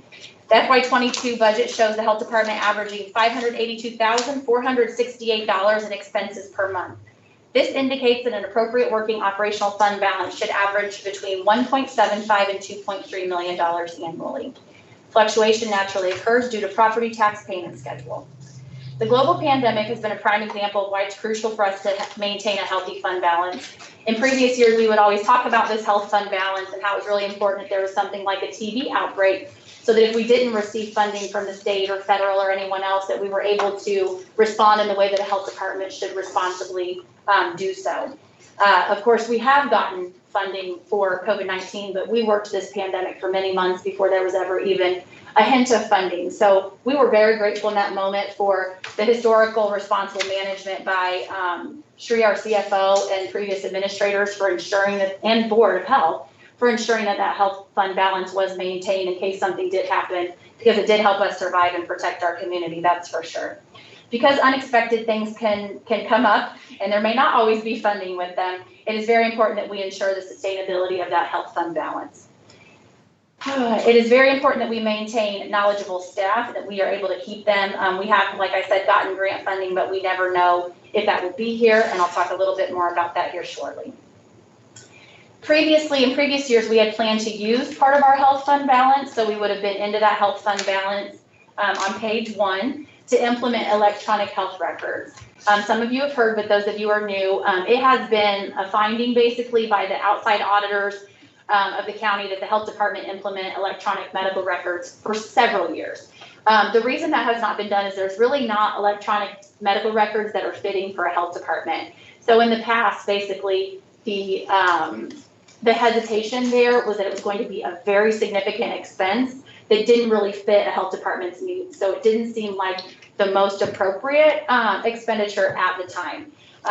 In this past couple of years, our board has been supportive in us moving forward with electronic medical records, and that has been something that since I started, we've been working on. We did put that in our contact tracing grant. It was originally going to come out of our health fund balance, so we're very grateful that we now have funding that can pay for that, and then it won't have to come out of the health fund balance. So we're working on that to hopefully finalize some things. The cost is very significant, so we will have to go out for a bidding process for that. But we are just right now looking into what we would even want to put in our bidding expectations, if that makes sense. But that, of course, would have to be wrapped up by December 31st, and you as a board will be kept up to date on that project. We also have been looking at the digital environmental health system that was previously mentioned, so we will bring more information to you on that. We are awaiting a little bit more clarification from the state's attorney's office on how to move forward with that. Dental clinic reimbursement rates have increased in the past year. Historically, for any of our new board members, our dental clinic has been supported by quite a few dollars from the health fund balance. It would get up into the 100,000. I think the max we got into is maybe about 300,000. Because like we talked about at our last board meeting, that's not, where you're gonna get profit in the health department. The need is absolutely essential. So it is something that has been supported by the health fund balance and any grant funding that our staff apply for and are able to obtain. So reimbursement rate increase was a huge thing for health departments across the board. So we hope that we continue to see that improvement. And then, as you know, we do have a new dentist who does have a little bit of extended hours. And so we are hoping that that will also bring in a little bit more productivity and then also gain more accessibility for our staff. And then, of course, our leadership team continues all the time to try to find ways to recruit and retain staff outside of just pay, even though we've been keeping an eye on that. We did go over staffing and talking about the increases that we'd like to make on our pay grade scale for incoming staff, and then the increases that we would like to make for our current staff, again, for cost of living and merit increases. And then the last piece here, during COVID-19, our Board of Health adopted a temporary policy to allow flex accrual to exceed 35 hours due to the incredible demand of work required for the pandemic response. Grant funds that have been obtained to this point have provided funding to pay for this straight flex time. So again, it's hour per hour. It is not time and a half that's being paid for most employees, because most of the employees that have been paid out for this are exempt, not non-exempt. However, the workload is still significant, and it has significantly increased with this current surge and does not appear to be slowing down whatsoever. If all COVID-related expectations, including but not limited to contact tracing, communication, vaccination, community liaison, long-term care, business support, advocacy education, complaint follow-up, and customer service continue the way that they have been, and funding does not continue, that will present a major burden for our staff and on the health fund. I believe at that time, or obviously in advance of that time, the Board of Health obviously would have to be involved in making any decisions about how we would proceed as an organization. Right now, health departments have not heard if we're going to get more money for vaccinating, and of course, you probably heard now there's boosters. They're going to be readily available after September 20th. So now we have this additional workload expectation on our staff of vaccinating people without any word of more funding. That funding is supposed to end November 30th of this year. And then the contact tracing piece, we also have no word of like, hey, here's the finish line or anything like that. And that funding is supposed to end December 31st. So obviously I will keep you all updated, but I feel like that's going to come and come quickly. So if the state still has expectations of us doing everything that we're doing now, but is providing no funding, that will definitely be a decision that we'll need the board involved in, because that would be a significant cost to, or not cost, expense coming out of our health fund to support that. So that's what I have, and for that particular part, before we get into the actual numbers, and I don't know, board, if you would like to look at the next numbers document before questions, or if you want to stop and pause for questions on the summary, I will let you all tell us how you'd like to proceed. I have a couple of questions on what you just went over, because this is a lot to absorb. Yes. So on the COVID funding, grant funding, how many people were hired because of that money being made available? I would have to look at what the grand total is. I would say it was about 70 or 80. And that would include full-time and part-time. Okay, and how many of those people are currently still working? Again, I'd have to look, and I can, but I know we have 43 contact tracers. So that would include the contact tracing staff, the supervisory staff that are specific to contact tracing. But then we also have roles like the accounting position that we brought on, the IT assistant that we brought on, the health equity position, and those are being funded right now by the contact tracing grant. Only partially. Partially, yeah. So 50% roughly, would you say? That are still left? Yeah. Probably about that many maybe, or maybe just a little bit less. Okay. Yep. So I know like the records and some of the other things, that's where part of this money is being spent for that.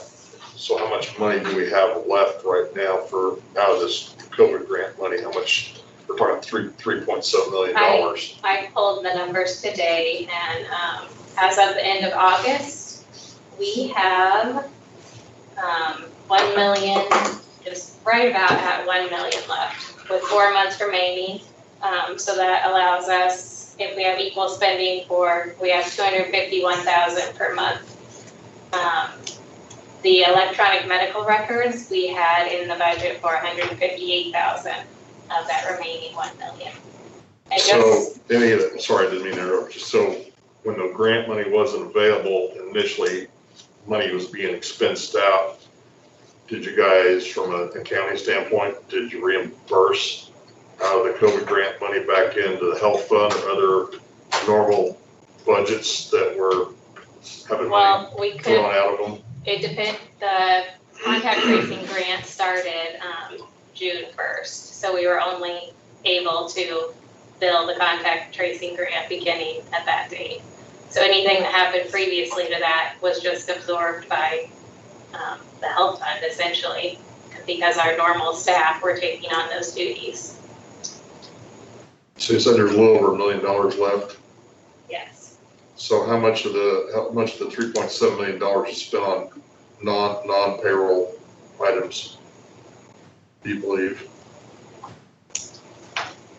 Sorry, I'm not trying to put you on the spot. I'm just running some numbers here, trying to look at where we did what we did with this money collectively.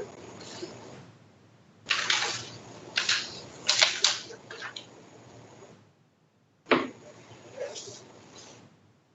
you're saying we didn't get the grant made until mid-year, so basically this money is being spent in the last 6 months of last year and first 6 months of this year. Is that a fair Through August, assessment? so 8 and then the June through end of December of 2020. Okay, these numbers will be as of June 30th, because that is when I last submitted the detailed report. They're only due quarterly. So as of June 30th, we had spent, we'd spent $1,460,000 on salary expenses and $376,000 on fringe benefits.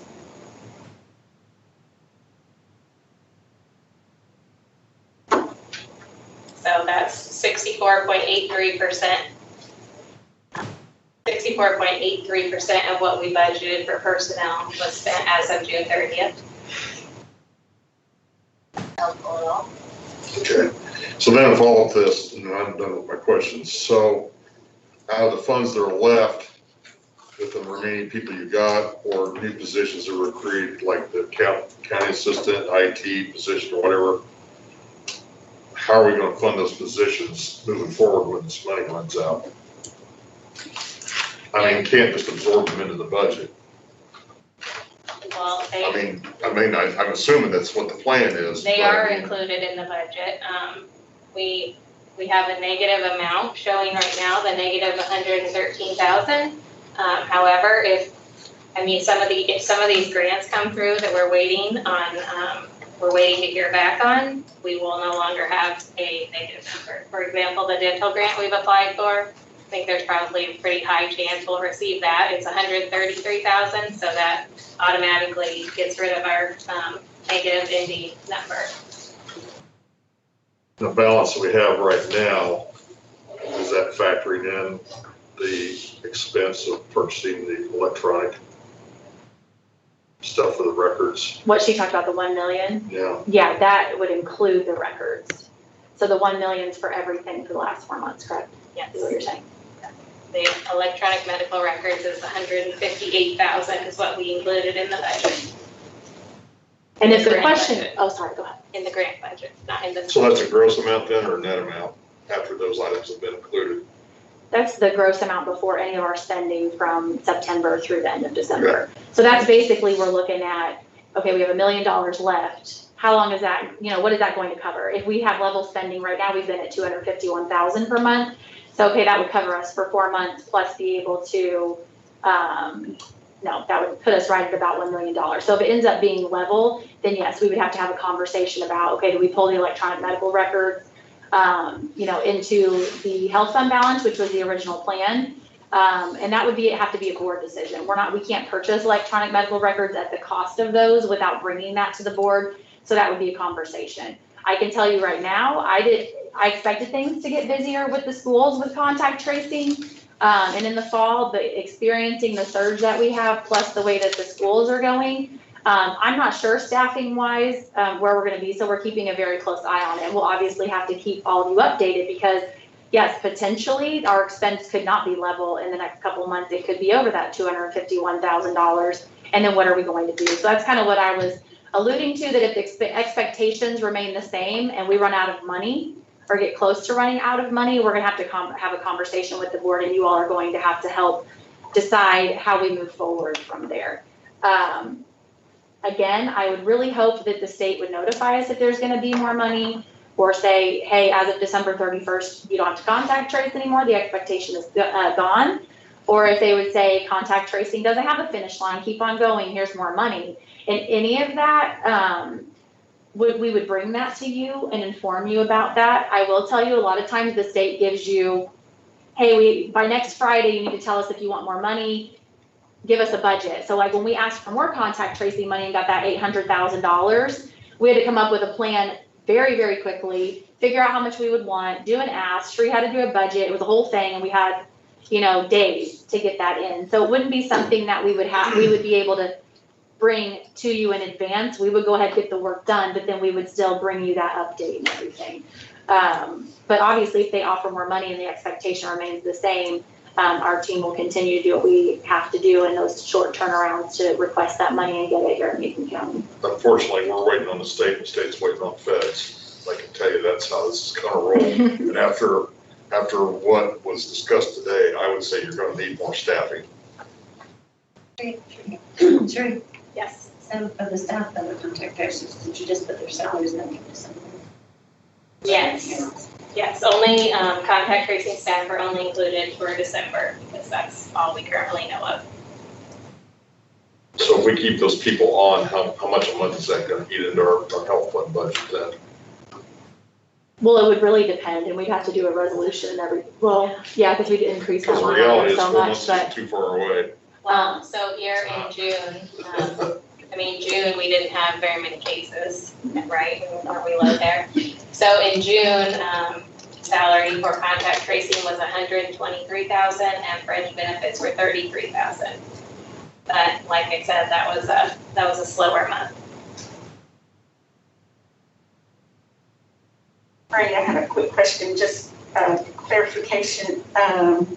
On the increase, you said 4%. I thought earlier you said 2, so which? it's 4 for current staff and the pay grade scale is 2. Okay. Yeah, so that would be for incoming staff to keep like the recruitment baselines more comparable. Thank you. Yeah. Any other questions? I had a couple. First of all, I'd like to compliment you. You guys have done a real good job of explaining things and have a high degree of visibility to what you're doing, especially for a new guy like me. That's a lot to absorb at once. But I think one of the questions I had got answered. I'm not used to seeing a budget that's presented with a negative number, but you. Sounds like you've got a high expectation that the grants will fund that, or you wouldn't have I have presented it, right? Yeah, I have some factors here noted that, could change it. Obviously, when I project the revenue for the budget, it always kind of fluctuates. I'm never, and especially this year, I try to base my revenue projections based on actual, like current actual, and right now, nothing is normal. So it's really hard to. Yeah, it's really hard. Really hard. So, revenue could go up. Also, like we said before, we didn't receive mass vaccination funding. I would think there's probably a high chance we could receive additional vaccine funding. We still have children that'll need vaccinated and the boosters, so I mean, it seems very likely that that would also be extended. Another grant we have not received notice on yet is our HIV Providing Grant. So that would be, that's usually around 20,000, I think. Then, like we also mentioned for the Senior Services Division, we have added a case manager for that. Hopefully we'll receive some funding on that. The director checked on that today and did not hear back, but they had previously mentioned that there might be the rescue plan funding available for that. So I would say there's a good chance there that we could get some additional funding, and then also the additional grants that we mentioned. I see in the last paragraph, it says that the flex accrual was a temporary policy. So it's just that, it'll be reviewed later. I talked about that. Yes, so I would love to talk about that. So that policy was implemented by our board. Just to give you a little bit of history, I've been here 16 years and we've always had flex time. So our staff and county staff generally are 35-hour work week, 7-hour work day. And so here at the health department, if you go over that 35, you have to have permission from your supervisor, but you earn flex time. Normally that is not paid out at all unless someone leaves. This is for all staff, whether they're exempt or non-exempt. Non-exempt staff, of course, they would get comp time and then get paid time and a half for anything over 40 actual hours worked. So this is a separate thing from that. So at the beginning of COVID, we had an adopted policy that basically said staff could earn over 35 hours because the rule was that they could have 35 hours kind of on the books of that flex time. If they got to 30 hours, the supervisor was responsible to work with that staff person, make them get a plan to use that time within the week to keep it down, and then of course help limit that financial liability to the Macon County Health Department if someone was to leave. So that's what we've been doing for several years that way, as far as keeping it limited, keeping it down.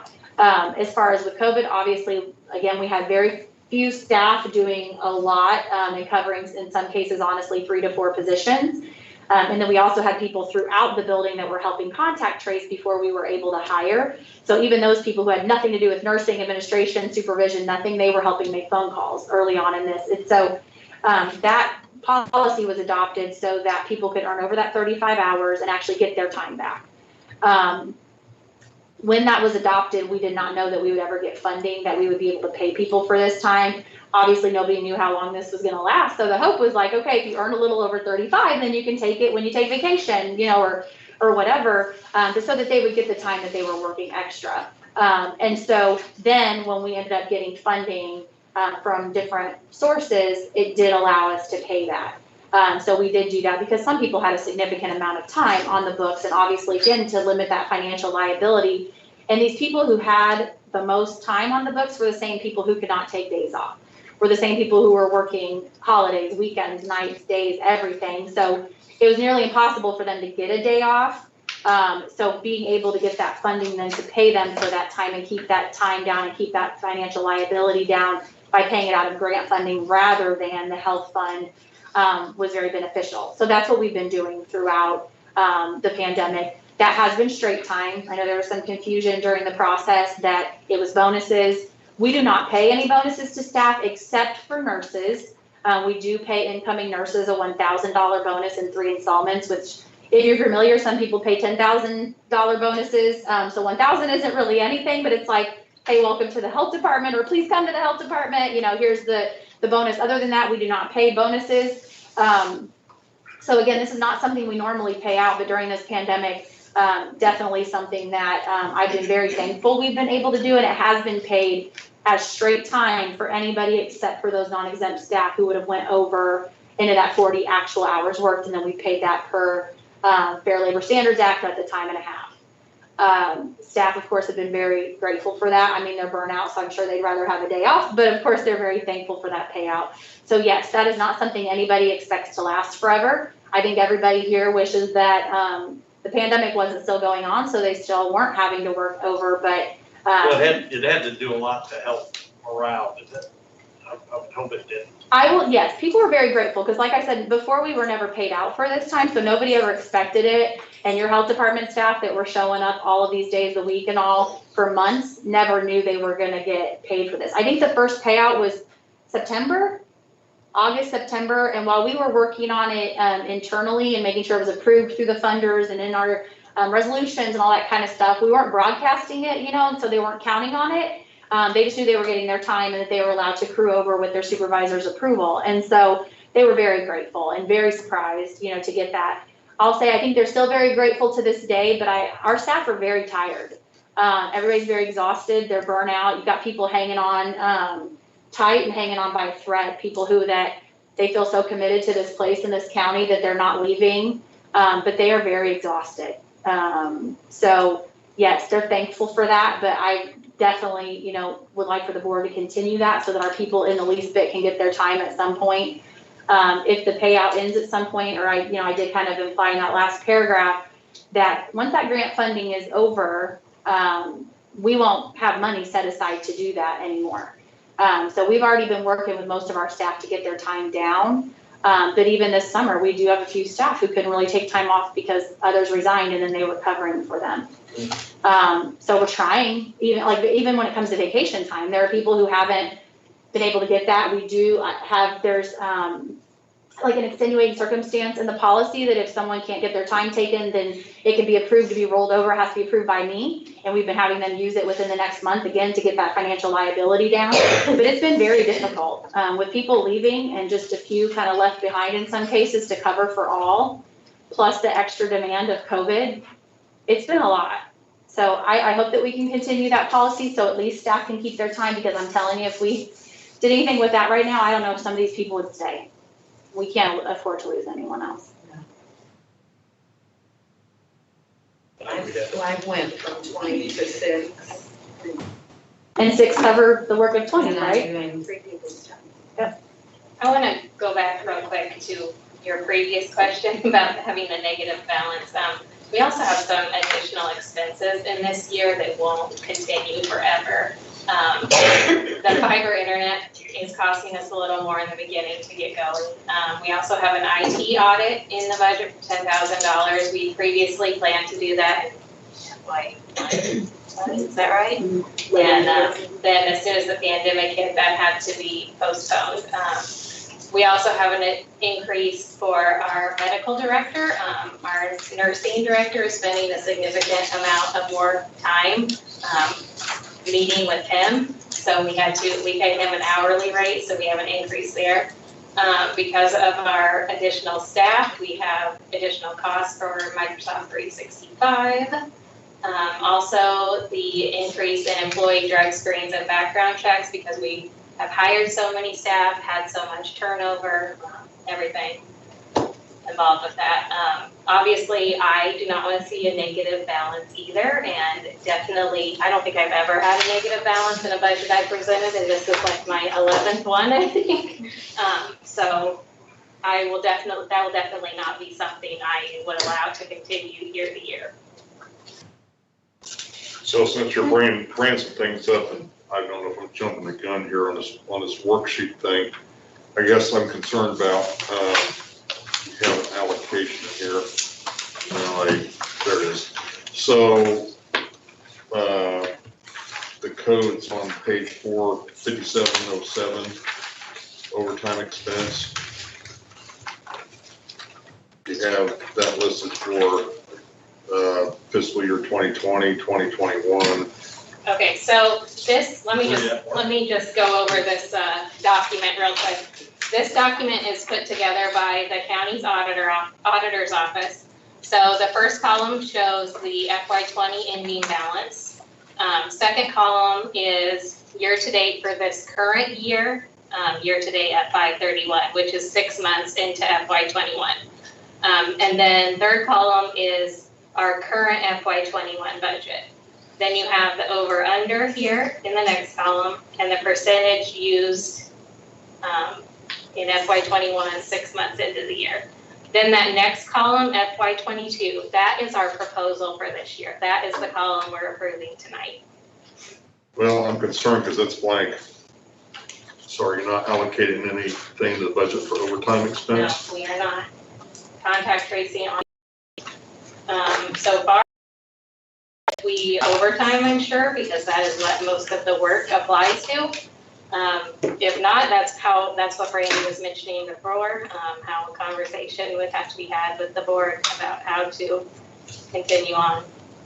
Prior to 2020, what kind of expenditures were you experiencing on an annual basis for overtime? None.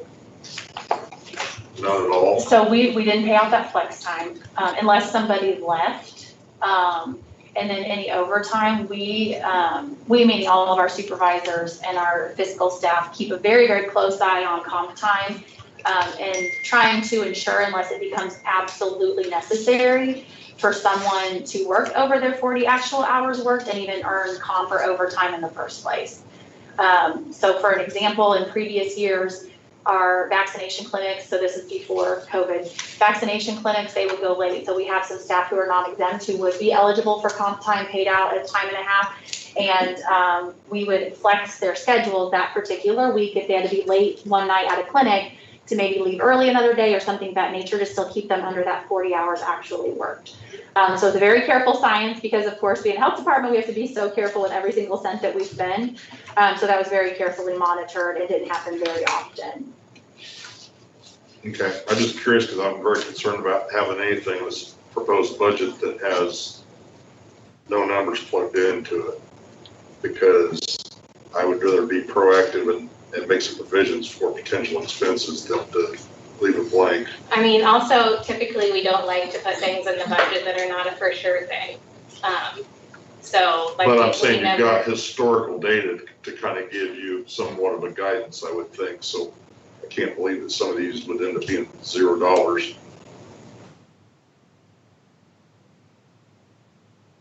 I mean, everything also can always be amended with a resolution mid-year if it becomes I mean, we're necessary. sitting here talking about money running out in the next 4 months, and I don't think this thing is gonna disappear in 4 months because we're sitting here over a year and a half into it now. And if we go into a new budget into next year with the mindset that A, either this is gonna stop and it's over with, or B, we're going to get some more money just falls in our laps from the state or whoever, and we don't make provisions, if those two things don't happen, I think we've got a problem. Well, and tell me if I say something wrong because you're the financial expert, not me. So, I would certainly love moving forward for our board to say, we approve you to pay people's time out of the health fund and put that in here. Obviously, that would put us, in more of a negative of more money basically coming out of the health fund. But if this continues, then rightfully so. But that's basically what I was saying earlier is we don't know if it's going to continue. So that's kind of a conversation we would have later. Sheree and I did talk about this because we talked about what if we do have to pay out people, what if people leave and we have to, cover that or whatever. Because we would have to do resolutions. Obviously, that takes time to get through all of the different boards. She did express, like she just said, in budgets, they don't like for there to be cushions, basically, where you're saying, well, maybe we would have to do this, so let's just throw it in there. So I'm not sure if we did do something, or if the board did do something like that, if that would get kicked back by the county finance committee or the county board. Sure, I would love that if you all would approve it. I think what Sheree is trying to say is, if we don't know for sure that it's going to happen, it may be frowned upon if we put it in now. But of course, ultimately, it is up to you as our Board of Health, how you want to do that. Because would I love for you to give me the go-ahead on making sure our staff get paid adequately for their time, even after the contact tracing grant runs out? Well, yeah, definitely, I would love that. So, and tell me if I'm out of turn or pocket with part of this, but then it would just have to come out of the health fund, which may be fair enough. That's part of why, again, we maintain that healthy fund balance. So if something happens and we have to financially support it out of that, then we have it. So I think that would be to the discretion of the board. I just don't know. You would know better than I would if it would get kicked back, if we say that. Or if overtime's in there, I at all. don't know if it would get kicked back. We definitely could easily add it into the budget. It just, of course, would make our bottom line an even larger negative number.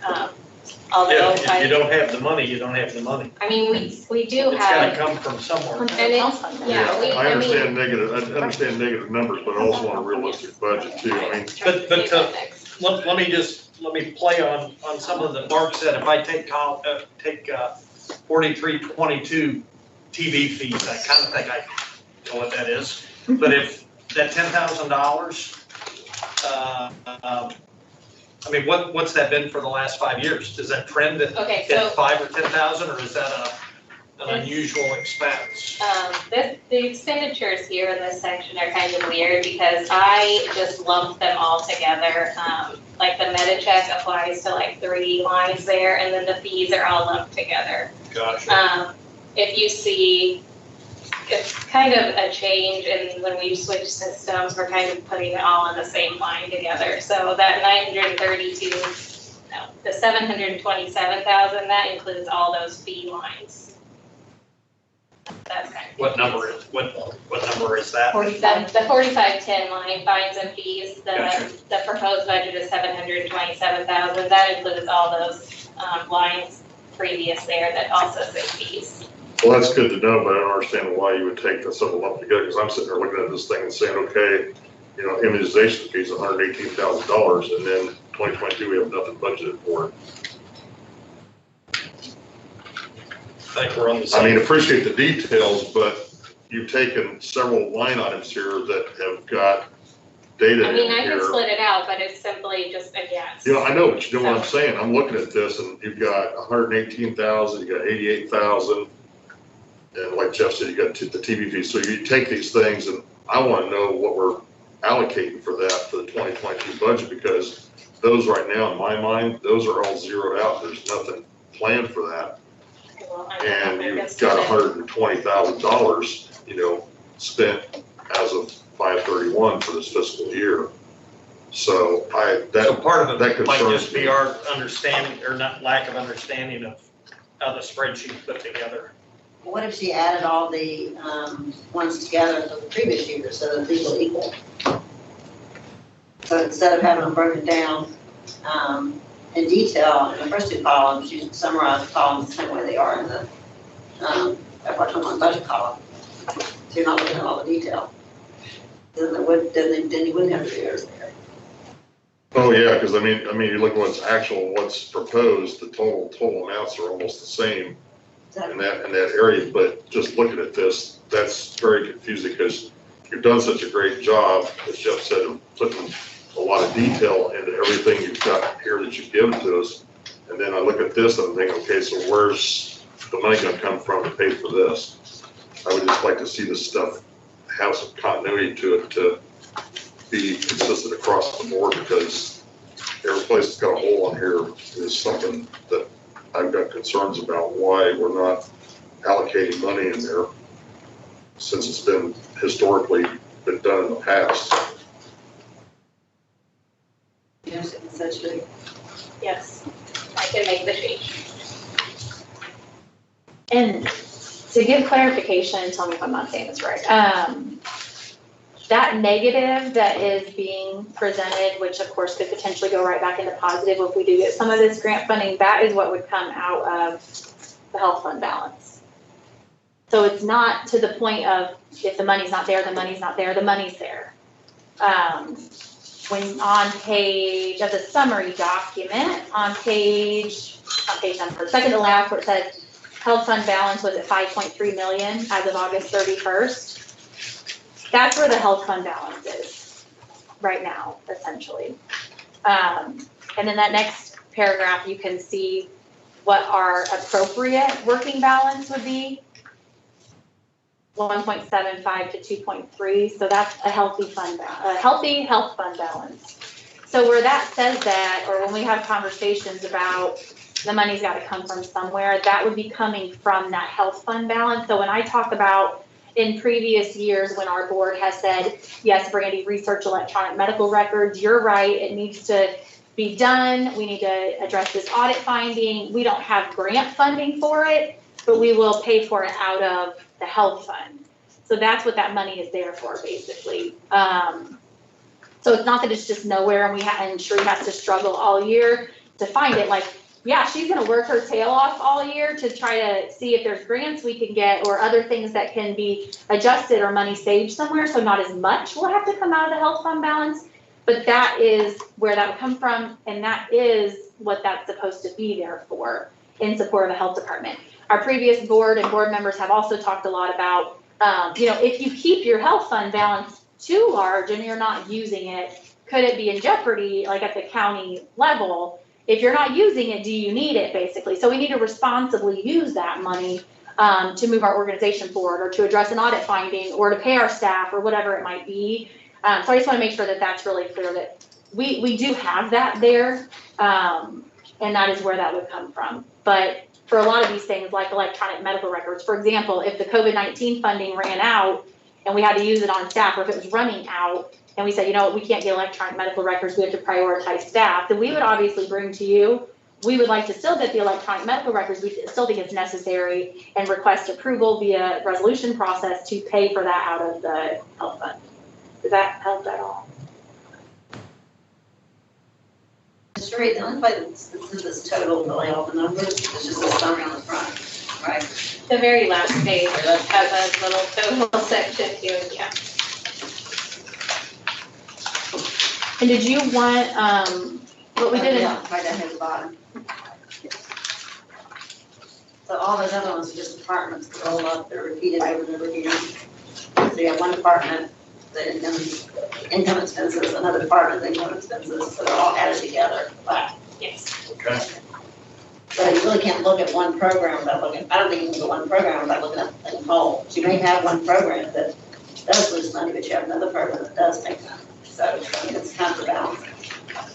I understand. and some programs use significantly more out, or are supported significantly more by tax dollars because they may not have grant funding at all, or, in the case of the dental clinic, reimbursement rates were very low, but we needed to provide that essential service. So things like that are gonna particularly take more out of health fund or tax dollars, basically, in order to be supported by the health department. And that's something that we've looked at. I know Sheree looked at that even before I was administrator, and we reviewed that when we were looking at different projects like the dental clinic expansion that we were looking at before COVID started. And then also some of these grants, I know that Sheree mentioned the HealthWorks grant, that they were transitioned to Youth Care, which was a managed care organization basically taking over instead of the state directly paying us to do it. We did a deep dive of whether we should keep that or not, because it was having to be supported, and they also were not paying adequately for the number of staff, or for the caseload that our staff people were expected to carry.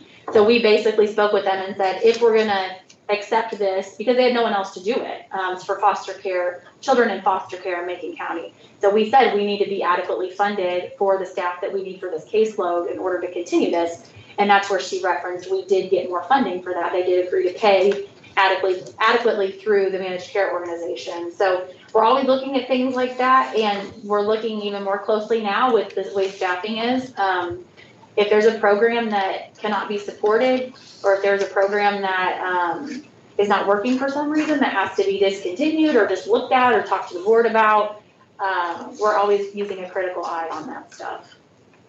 I think for a long time, health department staff have been worked to the max, and in the way back history, pretty much every program would be accepted that was offered to us. But I think with us, and then moving forward, we're always trying to be careful about what we accept and if it is an essential service for our community, and then bringing that to our board via that grant applications for review process, if that rings a bell. So if it is something new, you know about it before we take it on, and making sure that it makes sense to take on and that it's responsible. Sheree, did you want to do anything else with that budget worksheet for? I mean, whatever you guys want me to do. Okay, I just wasn't sure. Any other questions? What's, in the different departments, what's included in your code 5900 allocated admin payroll? What all does that include? So that is administrative salaries. It would be administrator, assistant administrator, CFO, accountant, IT, administrative assistants, health promotion, public relations staff, receptionists, any kind of staff where their roles support the entire health department. their salaries are split out between all programs. So how do you make that determination? Is it based on each department's budget or We time have, devoted to that or? I look at how time is reported in the new time clock system, and we see the percentages going to each program, and then therefore from that we create a cost allocation plan that splits out the salaries based on those percentages. And we don't have anything in these worksheets to show what those costs are collectively as a whole, right? You mean just the grand total over all of the divisions? Is that what you're asking? Well, I'm looking at like, obviously the dentist we just did, the administrative roles, whatever's included in that category. How is that broken down? Is that over 3 people or 6 people or 8 people, or I'd like to see some totals to look at. Administrative salaries, how many people? That's what Yeah, whatever's included in that, I'd like to see some kind of a breakdown collectively what that is for each individual person that's included in that cost. Because I'm looking at this and it's almost in every line item and trying to figure out how that money's being split up and who all's included in that. That's really difficult to try to evaluate. It's 16 employees.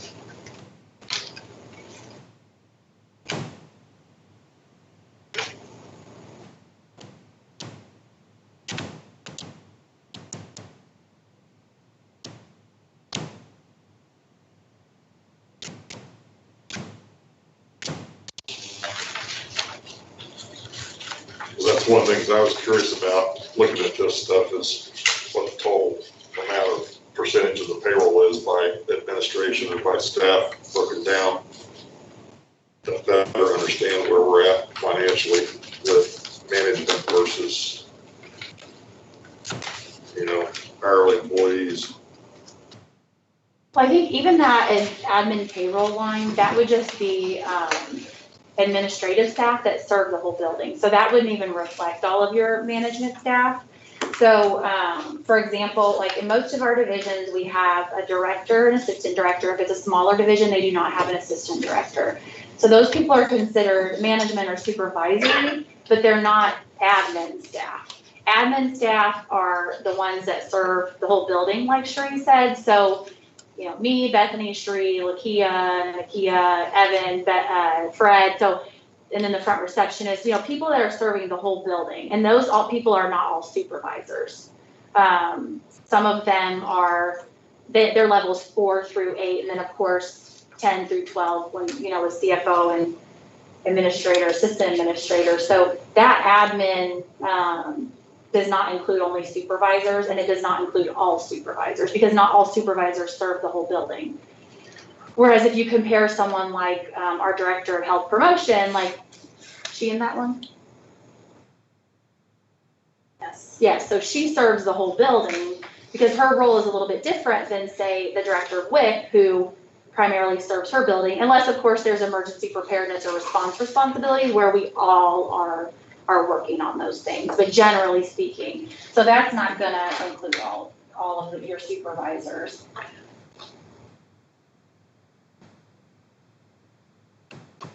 I understand that, but I guess maybe I'm not asking the question the right way. What I want to see is a sheet that shows we're looking at everything from past year, current year, and going forward, and we're talking about cost of living increases for people. I want to see the breakdown of individual positions, what they are, what they have been, and where the anticipated increases are, because I want to see what those different levels of all those positions are, because I think it's important to know where we're at. Again, getting back to talking about being competitive in the marketplace and that type of thing, because everybody's trying to hire people away from everybody else. And I can't make heads or tails out of this worksheet what anybody that's in this administrative category is getting compensated, because it's all split up into pieces. Right. So collectively, I have no idea are we where we need to be or not? So Well, and I think on- that information is valuable to have. And that's something, at the request of the board, if you would all like some other, kind of report at some time, obviously that's something that we can present. We obviously don't have that tonight, but what I can say is, with doing that salary assessment, I do feel more comfortable that we are comparable in those areas, but with respect to the requested 4% increase that I would like for all levels of staff, basically, like I said, that earn it through the scoring system of performance evaluation. We can even bring you more specifics about the salary assessment, if you would like, and go through that. I will tell you it's an overwhelming amount of information, even getting the final report, but I do feel more comfortable with that. And I don't want you to put too much detail in it. What I'm looking for is, I want to know where we're at FY20, where we're at FY21, and where you anticipate FY22 being for those positions. That's just the nuts and bolts of it.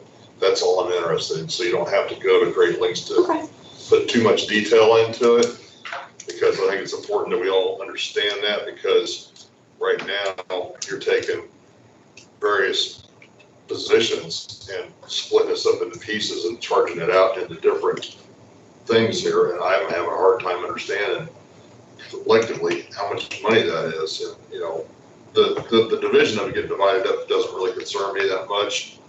But there's things in here on your pay scale for what people are getting and that type of thing. But we get to this above a certain level here, we don't have any of that information here for us to look at.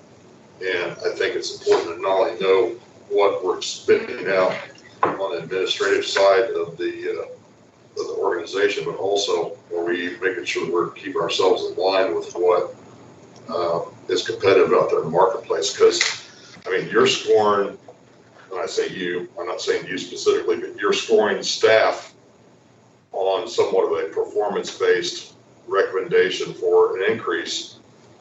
And I'm sitting here with 4 other new board members, I guess. And so I'm looking at this and asking these questions because, for example, who evaluates the administrative team? And makes a determination of what levels that they should be at. If I don't have that information to look at, that's a separate personnel issue, but that's part of making those decisions to make recommendations for the committee to the rest of the board saying, look, I think this person needs to be at this level because number one, they have worked hard enough to deserve it. So again, it's performance based. Or number 2, we also have to look at what is going on out there in the rest of the surrounding areas to make sure we're retaining staff, because as you said, it's really hard to keep people. So that's some information I'd like to have, and it's not necessarily part of the budget, but in my mind, it is. Well, and I want to address 2 of the things you said. The first thing with scoring, we do have a tiered scoring process that we use with that performance evaluation. So generally, people are still going to be increased within the range up to the 4% if that's what the board approves, basically. But generally, even if they don't have as high of a score as everyone else, they're still going to get, in most cases, an increase. As far as who evaluates administration, the board's responsibility is only to evaluate me. Everyone else, it is my responsibility to evaluate my division directors, and then division directors and their assistant directors, or of course always with a witness if they don't have an assistant, it is their job to evaluate the rest of the staff. But it is all of your responsibility to evaluate me, and that is all done in the fall, so that'll be coming up really quick for you all to handle as well. That salary assessment, like I said, I'm happy to bring that to the board. That was a goal of mine that was presented to the Board of Health last year at my evaluation. So I will be bringing those results during a regular board meeting. And, certainly if you have, thoughts or questions in addition to what I bring, that's completely fine. But it is very important to me to ensure that our staff are being paid appropriately and fairly. This year and a half, I would give them all the world if I could. So we wanted to pick a number that we felt like was appropriate based on cost of living and merit. I would hope that the board would at least support that 4% based on the salary assessment and based on my recommendation. If the board has an interest to increase that, definitely open to that conversation. But I can definitely bring the salary assessment and summarize it in a way, Mark, that's not as overwhelming as what we have and what we use to review and ensure that our numbers were where they needed to be, not just for staff in general, but if there were any that needed edited in addition to that.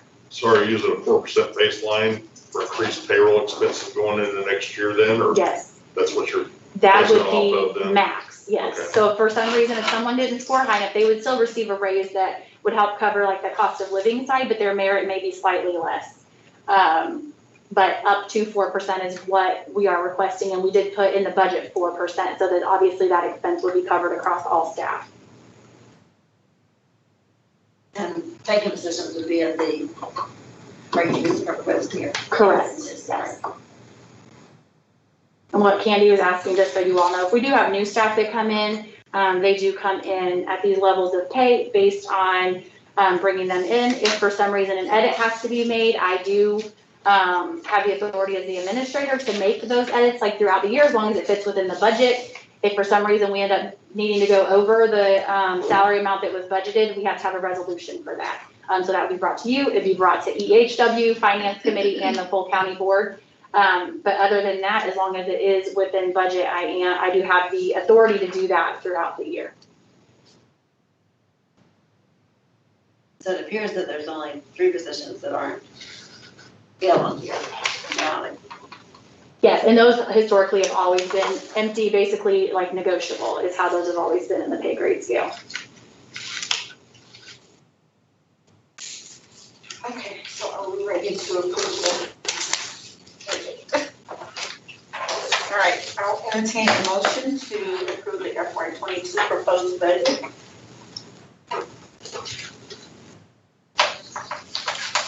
so moved. Thank you. Second? Second. Thank you. And a roll call vote. Candy Cunningham. Approved. Vivian Goodman. Approved. Jan Hack. Approved. Debbie Hill. Approved. Dr. Brett Jerger. Yes. Sue Krause. Approved. Dr. Janet Patterson. Approved. Mark Scranton. no, Cody Parks. Approved. Jeff Enlow. Approved. Thank you. So.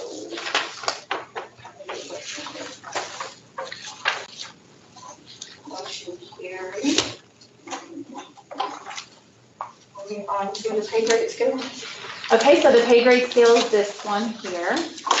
And you will see in the third column, I noticed a mistake that I made, so forgive me, but I will make that edit with your approval, that the year needs changed to 2021, 2022.